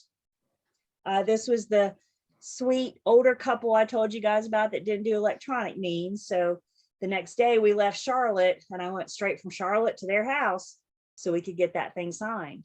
You got to do what you got to do sometimes. So do you follow a particular pro team, MLB team? Unfortunately, I'm a Pirates fan. Oh gosh, what'd you lose? I know. They're in my blood though, Ronnie. I'm like from 2 hours north. I've tried to dump them before. I just can't. Maybe one year. Yeah, I went to a very, very small high school in Virginia, and I was fortunate enough, had two good friends. One went on as a professional baseball player, had a great career, actually ended in Pittsburgh. And the other one went on to have a great career in the NFL. Wow. Yeah. Interesting. Good for you. Good for you. Okay. So communication of acceptance, you know, make a buddy, you guys. You scratch my back, I'll scratch yours. You help me out while I'm on vacation, I'll help you when you go. If you get sick, we don't want you out and about affecting people, right? So if you get sick, have somebody that can help you. Just have an accountability buddy, have somebody that can help you out, and you do the same for them. When we submit offers to sellers, we abide by a couple different things. So the first thing that we abide by is just the general law of agency. The general law of agency says seller's agent has a duty to present all offers to the seller. I think we're good with that, right? Insultingly low at offer price, I have to present that to my seller. Ridiculous amount of, you know, they want 4 months for closing, I have to present that to I cannot make these decisions on my seller's behalf. And when do we present these offers? Well, the law of agency says we do it as soon as possible. We're going to see the Real Estate Commission is similar. They do give us a little bit more wiggle room, but the law of agency says we present all offers as soon as possible. And at that time, we need to disclose the information that I have that may affect the seller's decision. So if there's something you learned about the buyer or the terms of the offer, for example, anything material about that decision of accepting that offer, we've got to disclose to the seller. Again, the Real Estate Commission stance on submitting offers to sellers is pretty similar. They require us to deliver all offers. They require us to do it immediately, but in no event later than how many days of execution? You sure it's not 4? That's going to drive you nuts, isn't it? 4 appears once. So we deliver all offers immediately, but in no event later than 3 days. And guys, let's put that no event later than 3 days in parentheses, right? When you get an offer, when do we present it to our sellers? It should be immediately. Now, you know, come on, let's be reasonable. Let's say your sellers tell you, let's say they work Monday through Friday, 9 to 5, and your sellers say, I will lose my job if I take a personal phone call at work. And you get an offer in at, you know, 2 o'clock. Are you going to call your seller at work? I hope Depends not. on how good the offer is. Depends on, well, right. Depends on if it's worth it, right? But it may not be. You get the offer at 2. It may not be. You can't talk to your seller until what, 5:01, right? Let them punch out and get in the car and say, call me as soon as you can. So, you know, immediately and I think that's why we get some wiggle room here. But in no event later than 3 days. I'd also like to point out that the typical scenario is the buyer's agent presenting the offer to the listing agent. Yes, the buyer's agent presents the offer to the seller's agent. What if it's a for sale by owner? Now the buyer's agent is communicating directly with the seller. So when do we present that offer to the for sale by owner? Immediately, but in no event later than 3 days. As the listing agent, when we get these offers, we need to notify the seller if we know of another offer that may be coming. Again, in its hand and on your way are 2 different things, right? In your hand and on its way, there we go, are 2 different things. So I'm not guaranteeing there's another offer, but if I have word, maybe my showing time feedback says writing an offer up now. Maybe the buyer's agent calls me and says, we had a great showing. I'm on my way home right now to write it up, right? I need to let the seller know that. So let me ask you guys a question. We have an offer in our hand. I present that to my seller, and I know of another one coming this afternoon. Does my seller have to wait for the other offer to come in? Ronnie's shaking his head no. Deborah, no. If the one in their hand is the dream offer, everything that they ever could have hoped for, we don't have to wait for the other offer to come in. Now, what if the one in our hand is crap? maybe we want to wait for the other one to come in to see, how we're going to respond to both. Does that make sense? Again, buyer's agents, our buyers need to understand this. They don't have to wait on your offer. They don't have to. If there's any questions or concerns about your commission, we need to work it out, have it in writing before we present an offer. Remember, I have to have my agency agreement, particularly my buyer's agency agreement, in writing before I present an offer on their behalf. And our commission is all hashed out in our agency agreements. Remember, the sellers, I can't perform a single service without having that signed. So to me, the confusion, I hate to say that, but the uncertainty might be in working with buyers. If there's any concern, remember, our commission does not belong in the offer to purchase and contract. And we don't have the authority to accept or reject an offer. Your seller, I've had sellers say this to me before. If it's anything over this, just accept it. No, even if I was allowed to, that just makes me nervous. I've also had sellers tell me, if it's anything under this price, don't bother calling me. And that's when we have to have the conversation with those sellers. I appreciate what you're saying, but my licensing board says I present all offers. It takes me 3 seconds to say, hey, we got an offer. I'm getting ready to send it to you, but it's for X amount. The seller say, no, I'm not going to accept it. Great. Have a nice day. I'll talk to you later. Right. That's all we have to do. If they're just adamant, they're not going to take anything under asking price. But we don't know. We don't know. What if something happened in their financial situation last night and they had to take anything, right? And then here you are rejecting offers on their behalf and they hadn't had a chance to call you.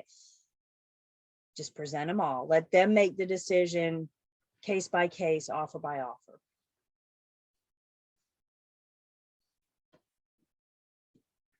There's a couple interesting articles from the Real Estate Commission that I put in the chat for you guys while we're on break, so just so you guys can see it.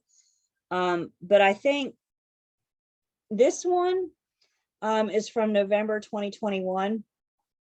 A broker's email might prove binding. I'll let you guys read this, but there was a case where the agent's communications, the judge ruled that a binding contract.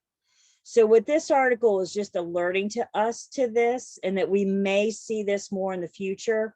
Particularly what I want you guys to pay attention to is how we can protect ourselves when we're negotiating electronically on the buyer's behalf. Watch what you say and how you say it. They suggest including in your communication that your client still has to approve it. So even though you say, like, my guys accept, you may want to follow it up with, I'll send you the signed this afternoon or this evening, right? Letting them know that, like, we got verbal acceptance, but we still don't have the signed yet.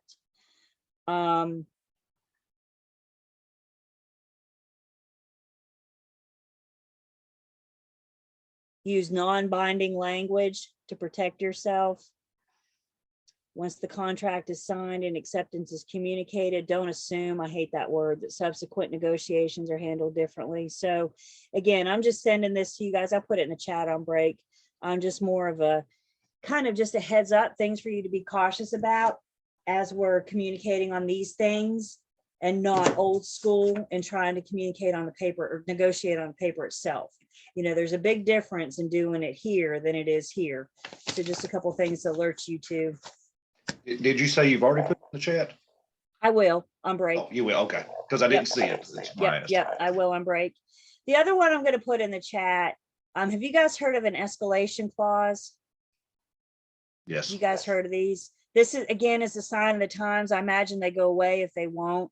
But basically what the escalation clause is saying is, I'm a buyer's agent and my buyers offer this, but they're willing to go up to this. So if you have 20 offers on the table, my buyer may supersede, whichever ones. So again, the commission just is more of just an FYI, things for you to be aware of. The commission does not prohibit escalation clauses. But remember, I can't disclose the terms of an offer without the offeror's permission. So the concern of the escalation clause, let's pretend I'm the listing agent and both of you are buyer's agents. And Deborah presents an offer, and then Ronnie presents an offer with an escalation clause. And I call Ronnie and I say, we're going to escalate your offer price to X amount so we can beat the other offer. I can't prove to Ronnie what that other offer is, can I? I can't discuss it. I can't prove it. I can't send him a copy of the contract unless I get permission from Deborah's buyers to share their offer price. Are Deborah's buyers going to share that? Probably not. No. So that's the concern. Now, once we're under contract, that's a different story, right? Once we're under contract, I can say, see, Ronnie, I told you that's what they offered, but he's kind of going in it in a leap of faith, isn't he? And that's the concern with these escalation clauses. So again, they're not allowed. This is something I imagine will go away as this market fizzles out and we get back to normal. I don't think we're going to see these as much anymore. I don't know that we're seeing them as much anymore now, but I just want to just kind of alert you to, as the commission calls them, kind of pitfalls in the event you do come across it before it's being phased out. So both of those articles I'll put in the chat. Questions or comments about that?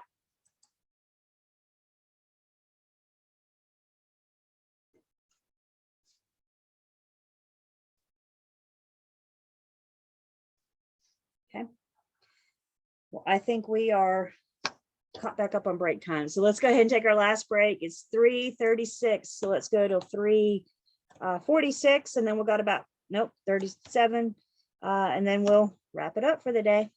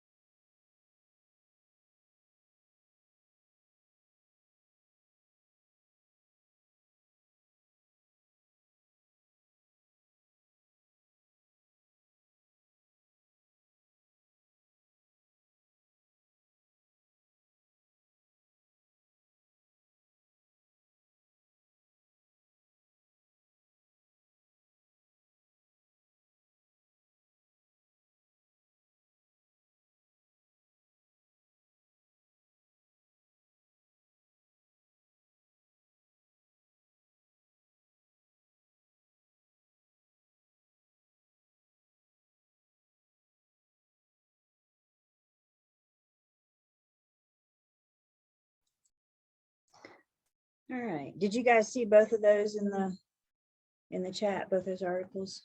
Okay. Again, grab them and some good late night reading for you. Those all come from the Real Estate Commission's e-bulletins. So just another opportunity for me to say, when you get this email, they usually send it the night before or right on the first. There's some good relevant stuff in there. It seems to be very sign of the times. Since you guys are newer and you may miss, if you look on the commission's homepage, here's some past bulletins right here. So if you just want to go back and look, but going forward, you got those coming. And I'm guilty of looking at the last page. Disciplinary action. Yeah. Oh yeah, we always go there first. Always, before the e-bulletin, they actually mailed them out. They were quarterly and they mailed them out, and that's where we always went first. So some of us old school people, we talk about, you don't want to wind up in the back of the bulletin. That's what we're referring. Now we got to say you don't want to wind up as a tab on the disciplinary page. It just doesn't have that same effect, But yeah, you don't want to wind up in the back of the bulletin. You won't be in it long before you start recognizing some of those names. Yes, I have seen people that I know, people I've done transactions with, people that I've worked with in the back of the bulletin. I'll have to admit, my next door neighbor has his own firm, and by the way, he still doesn't know I'm doing this, but I look for his name. Did you? Oh, because something about him just tells me he's going to end up on that back page. He's going to wind up in the back of the bulletin. Interesting. To your point, Ronnie, I've seen people where like, and I've seen others where I'm like, sure, just makes sense. So live your life for you to stay out of the back of the bulletin, right? That's one thing we don't want to see. Probably one of my greater achievements was the day I saw a former pre-licensing student. And I'm like, man, we talked about that. Come on. Like, I guess you weren't paying attention in class, but that is that.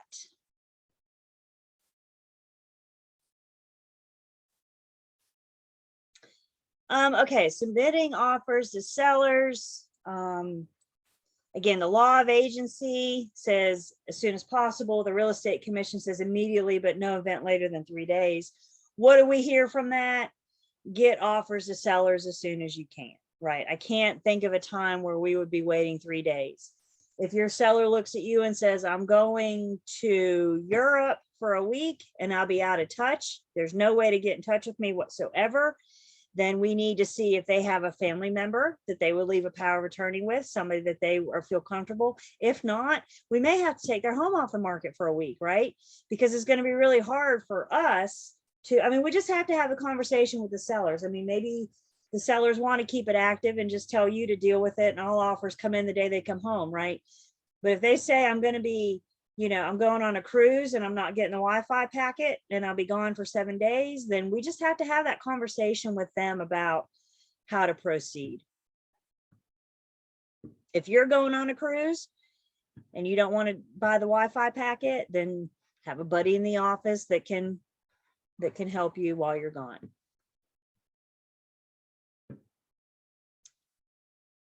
Multiple offers. Sign of the times now, but understand multiple offers weren't always a thing.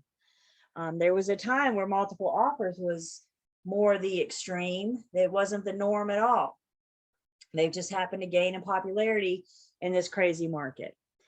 When it comes to how we handle multiple offers, first off, we present all offers immediately.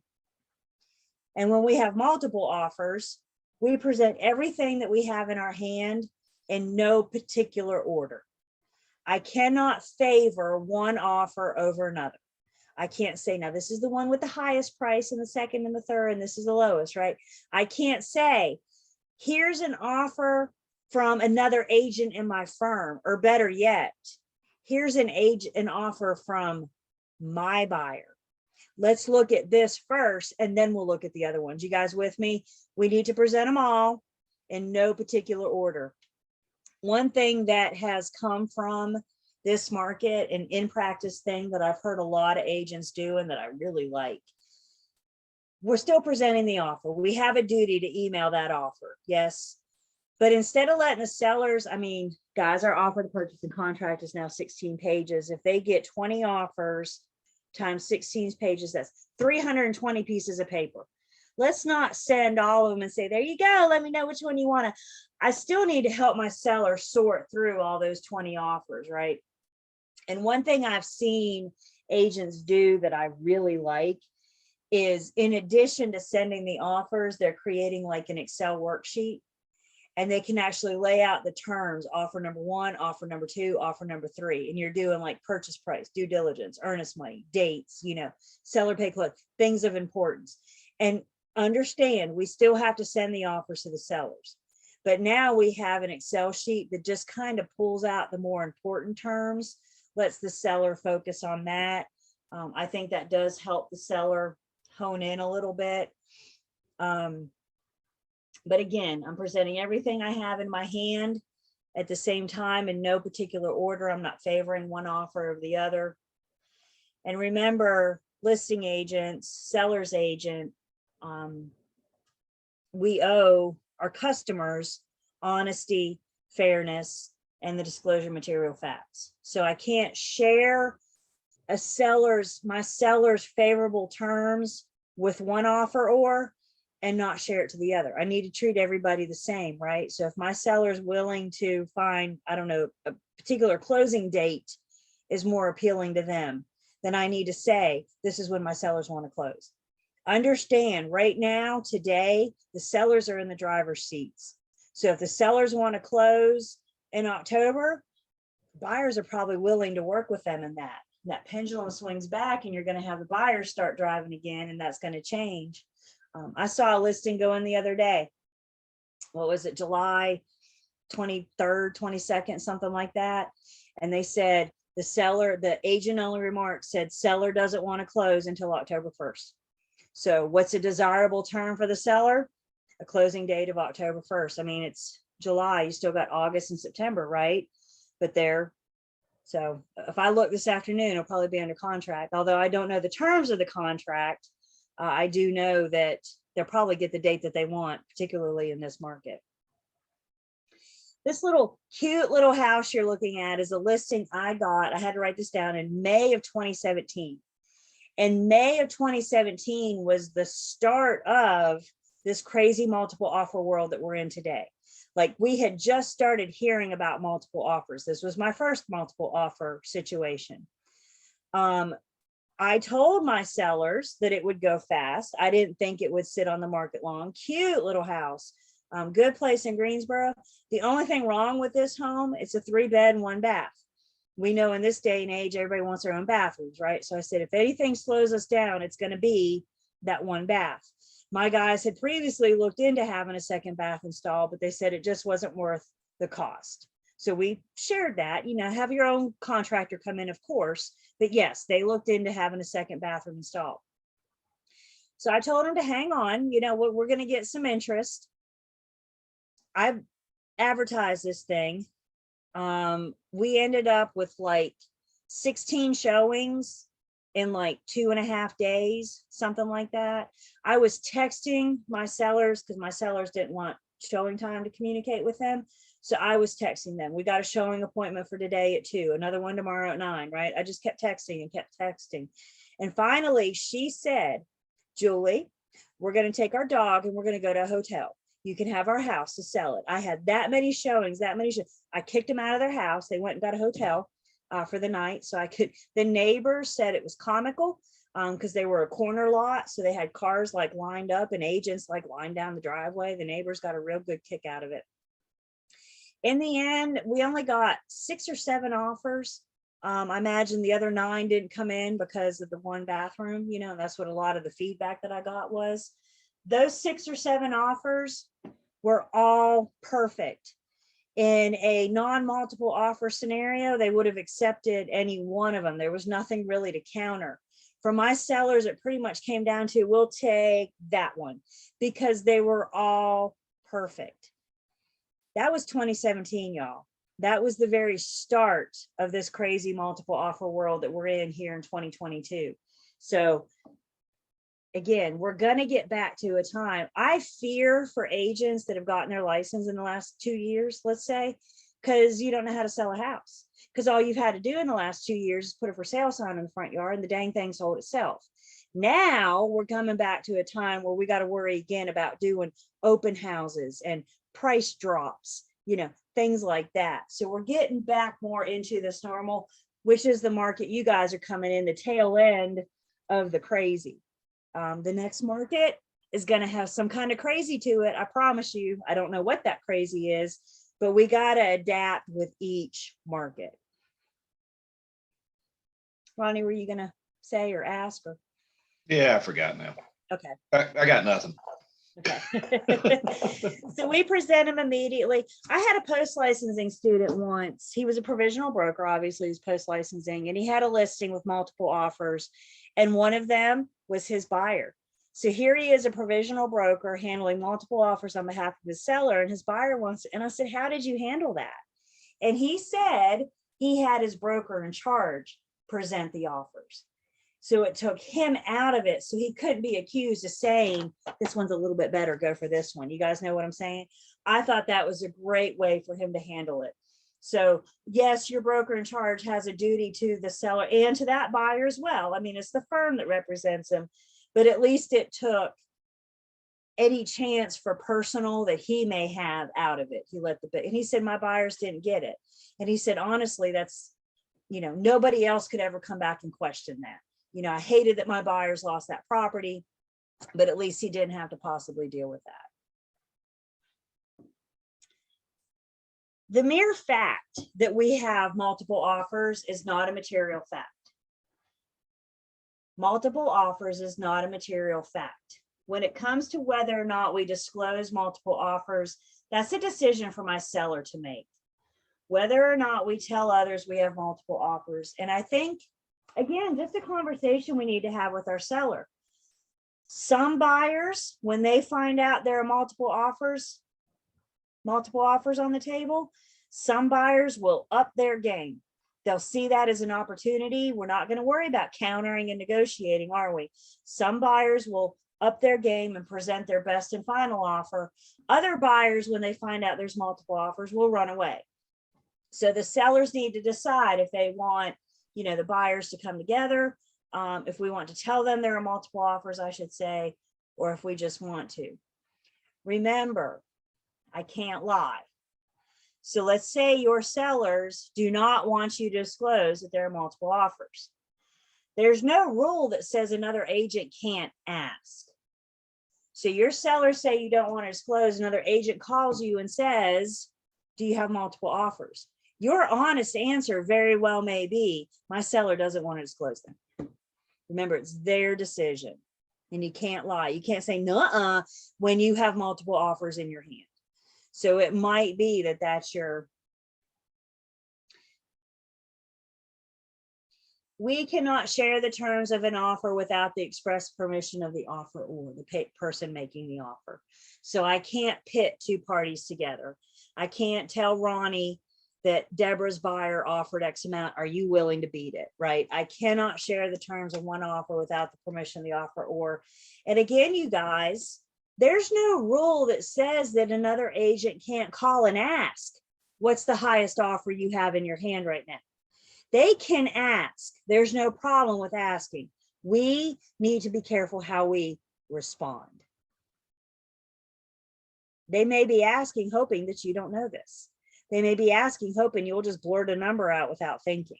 So we need to know that we cannot respond. Even as far as, you know, I can't tell you that. Come on, you know, and put a little bit nicer than that, but doesn't hurt to ask, does it? Questions on multiple offers?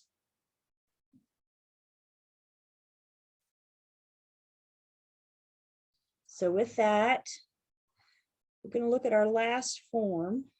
Oh.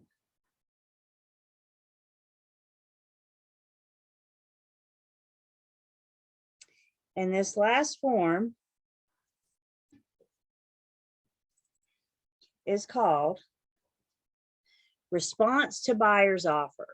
Now, let's understand a couple things about this form. First off, it's always been around. This form is not new. It's just that this form got new life breathed into it with this crazy multiple offer world that we're living in. Think of this as a letter from the seller to the buyer. So the buyer's presented an offer and now the seller's responding. So to the buyer regarding the offer to purchase at 123 Main Street on today's date, whatever date.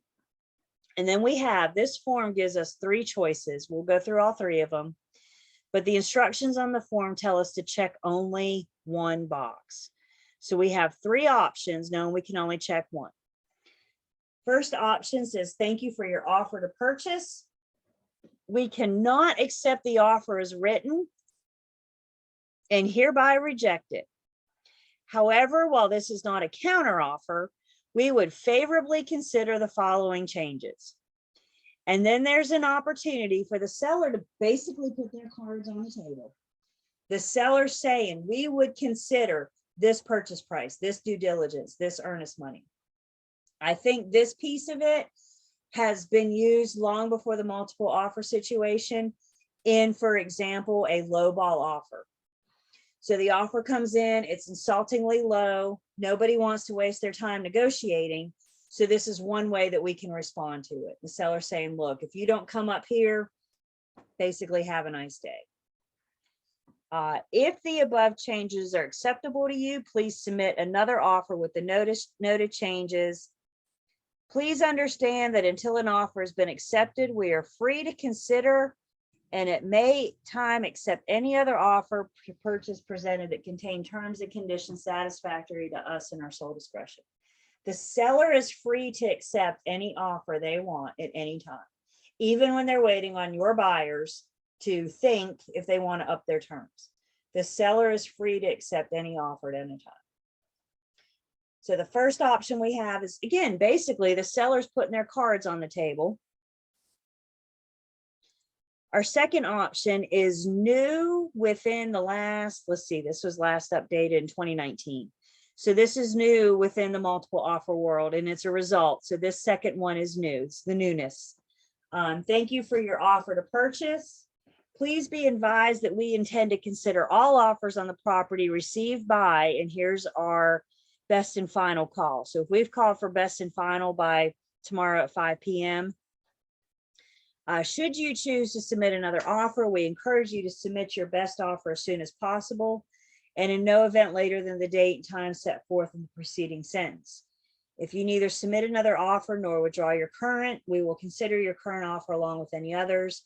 And also, the seller is free to accept any offer at any time.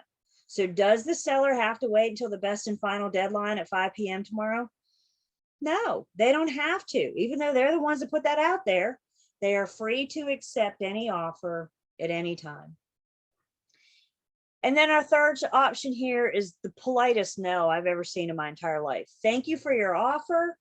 We cannot accept it as written and hereby reject it. Just shy of saying, have a nice day, right? I mean, that's it. This is the nicest. Can you reject on a text? Can you reject in an email? Of course you can.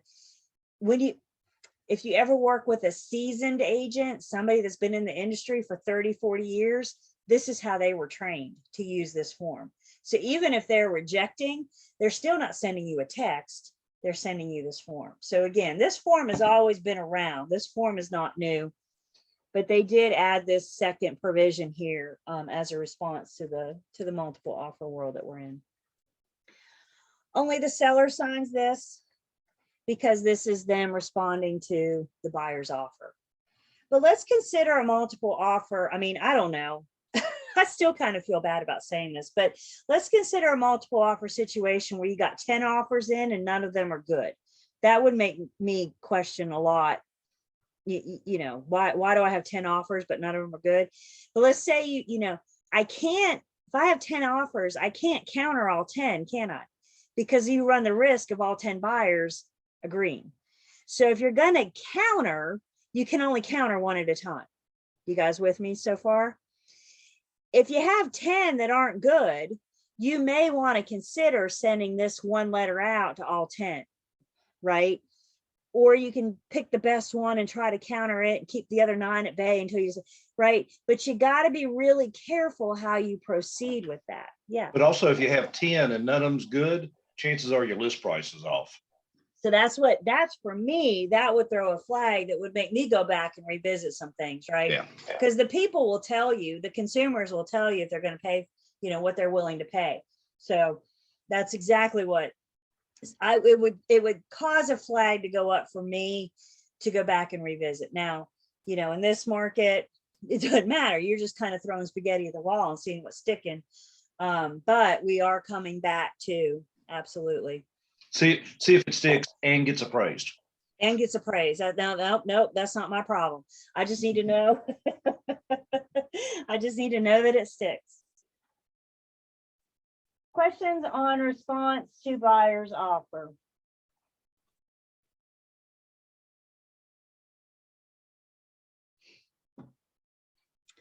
All right. That's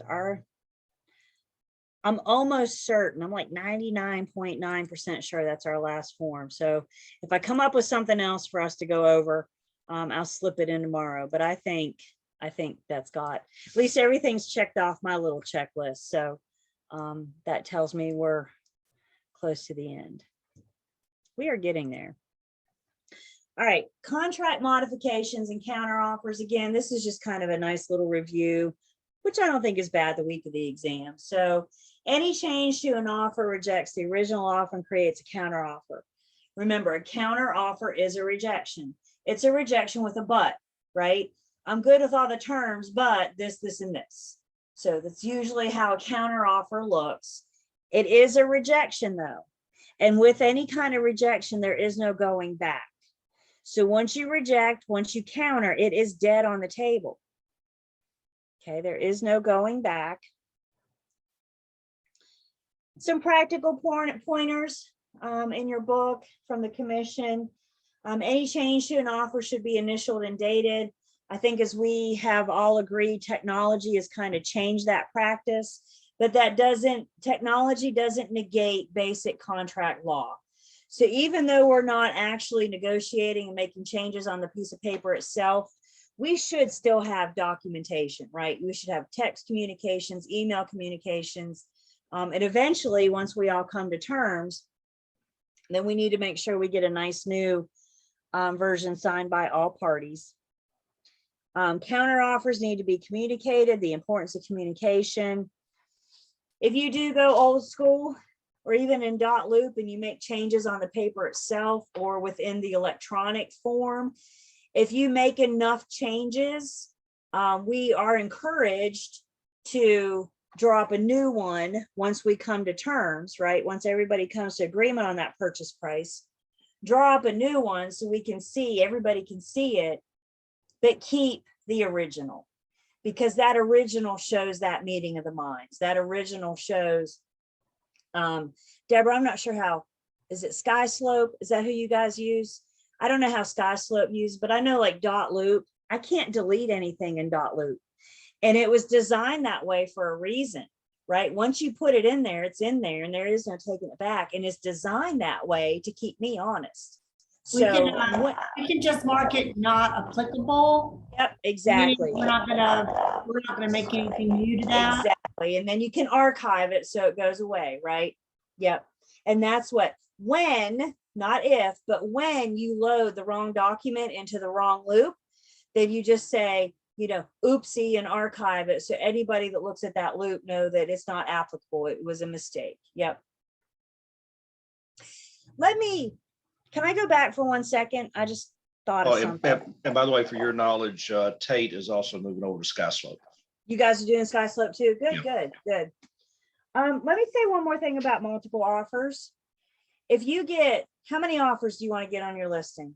45. You get 45 offers on your listing. We can only accept one. Yes. So that means one's accepted and 44 are rejected, right? You got to keep all of those offers. You should have a file in your loop or your Sky Slope or whatever that says rejected offers or something. So even though that offer never became a contract, because what do we document? everything. So just make sure you keep that. You mentioned Nancy. I guess you had Nancy for pre. She's also a BIC at a firm down in Charlotte.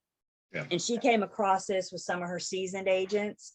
She found out that they weren't keeping the multiple offers. They were just keeping the one that got accepted.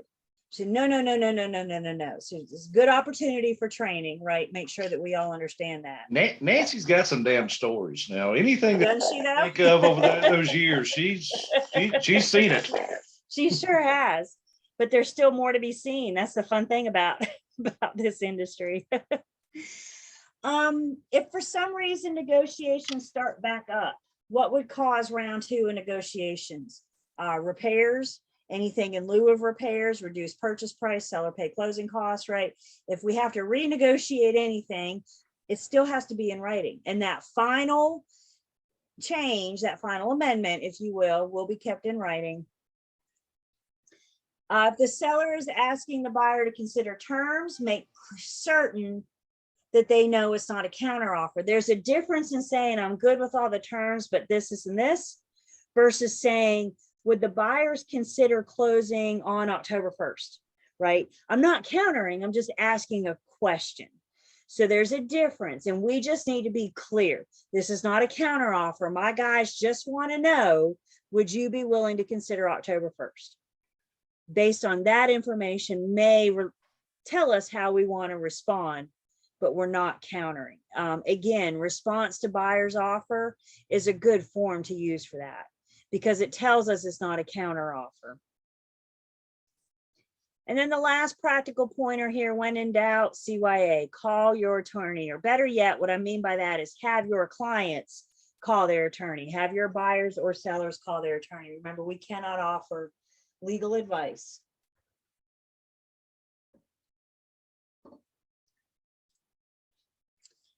Furnishing of copies, delivery of instruments. How often, how long do we have to deliver executed instruments? How many days do I have to deliver executed instruments? At most 3. At most 3. So first off, what the heck is an instrument, right? An instrument is just any document related to this transaction. Doesn't it start at the beginning with agency disclosure and agreements? And then at some point we go under contract, and then the last step would be to go to closing.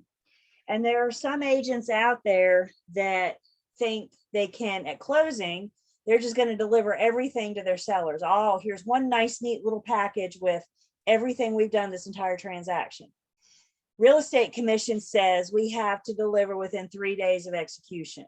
So 3 days when we sign the agency agreement, y'all, how long does it take to send an email with a PDF attachment, right? How long? Not 3 days. It doesn't take 3 days, right? We go under contract, you send it, and again, the closing paperwork. Remember too, my job is to deliver it. What they do with it when they get it, I don't care. I just have to deliver it. And with that being said, are you guys going to keep that sent email in your transaction records showing that you signed it? And we're shaking our head, yes. Why? Because we document everything. And that includes when I send the agency agreement, when I send the offer and the closing paperwork. How many originals of things do I need? Well, again, things have changed with technology. It used to be we actually had a piece of paper that we had to deliver, but now I can send an email, right, with a PDF. So we can have copies. We can have multiple originals out there. There's always a concern about what if you have 2, the buyer signs one and the seller signs the other. Again, back in the day with paper, that's legit. That would fly as long as both the documents are the same, right? If the seller signed one and the buyer signed something different, then you don't have that contract. So technology and dot loop and sky slope has really made that piece of it easier for us, because now it's all in this nice, neat little package for us in our electronic program. Questions? All right, why don't y'all pull your chats up? We're gonna do a little Q&A, so you can send me a private message.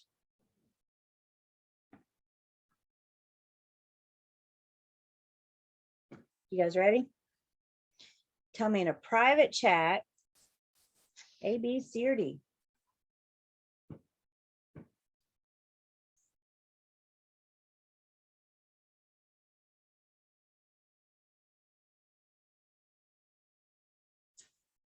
Yeah, the amount of due diligence fee is determined by, it's a negotiated amount between the parties. I just got a call the other day from a lady that is getting through pre-licensing. And she wanted to know the formula for figuring out due diligence.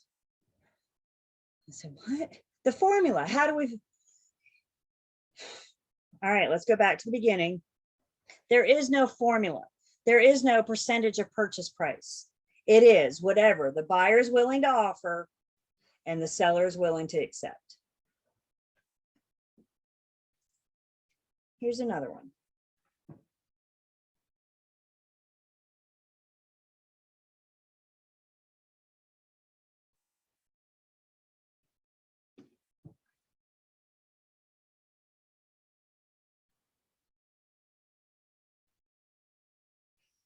So North Carolina provisional broker obtained an offer for a property listed with his firm along with a check for earnest money. The BB should get it to their bid. Provisional brokers cannot walk around with somebody else's money, right? Full-blown brokers should not.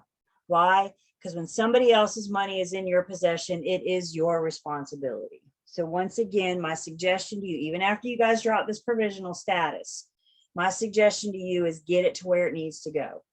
Get it out of your hands. Let somebody else be responsible for it. So D is the one we were looking for. Here's another one.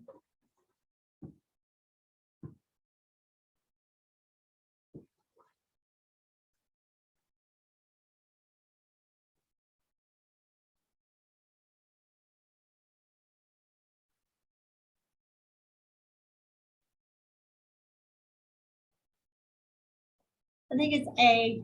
Put that in wrong, Julie. Wrong. Oh, looks like I got both of you. I would agree. Offer to purchase and contract, which is following best describes the earnest money deposit. Remember, the earnest money and the due diligence together make up the seller's liquidated damages. Liquidated damages are money damage that we agree to before we enter into the contract. And basically what this buyer's saying is, if I breach, this is how much you get. And that how much you get is the earnest money and the due diligence. Legal consideration. Any legally binding contract has to have legal consideration. For our standard Form 2T, that legal consideration is going to be the purchase price. The earnest money and the due diligence don't make a valid contract. Okay, remember, if the buyer offers 0 and the seller accepts 0, we have a legally binding contract, right? So the consideration is the purchase price. Questions on this one? That was a good one.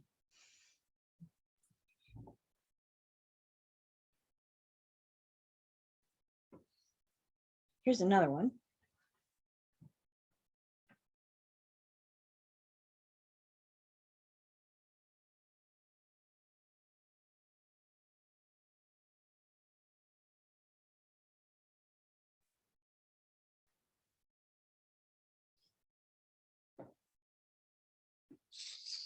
So if a broker receives multiple offers on a listing, the broker presents them all at once. I'm now rethinking D. I'm seeing why you answered D. I really am. Because we have to disclose all the terms. No. What's wrong with D? I can't disclose the terms of the offer without the offeror's permission. So I have to disclose the terms of my seller, yes, but the seller's the offeree. So I'm disclosing the terms to them. I cannot disclose the terms of the offer to all offerors. So OR was the trick up there. right. Right. So what we were looking there, for Julie. Huh? I mean, I was thinking C, but then I was like, yeah, but they may not all come in at the exact same time. So you present them as they come in. So I was kind of backing off that, but I wasn't thinking the ORs. Yep. And that's the key, because, with multiple offers, and again, this question comes up a lot. Let's say you're the listing agent, and furthermore, you've called for best and final.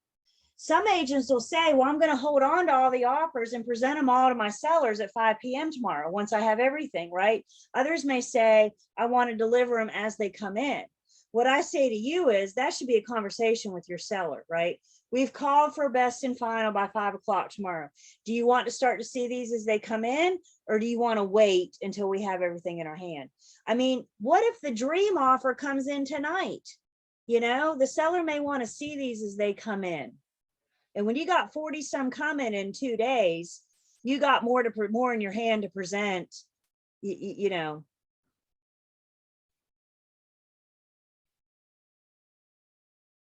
Questions? Okay.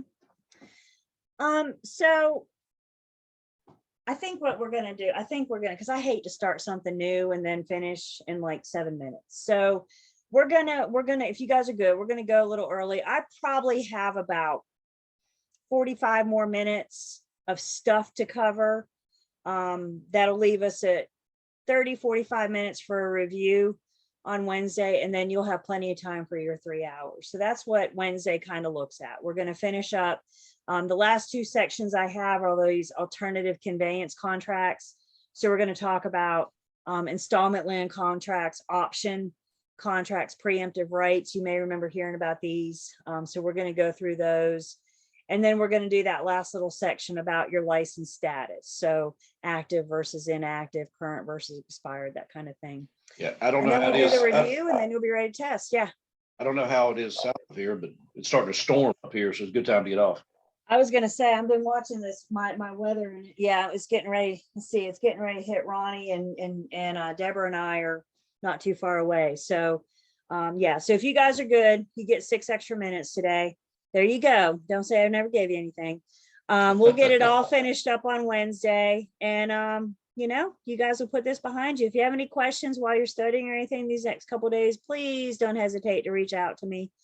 But otherwise, I'll see you guys Wednesday at 11:30, and we'll knock it out. Can I have 2 minutes? Sure, of course. I was working on our breaks and things.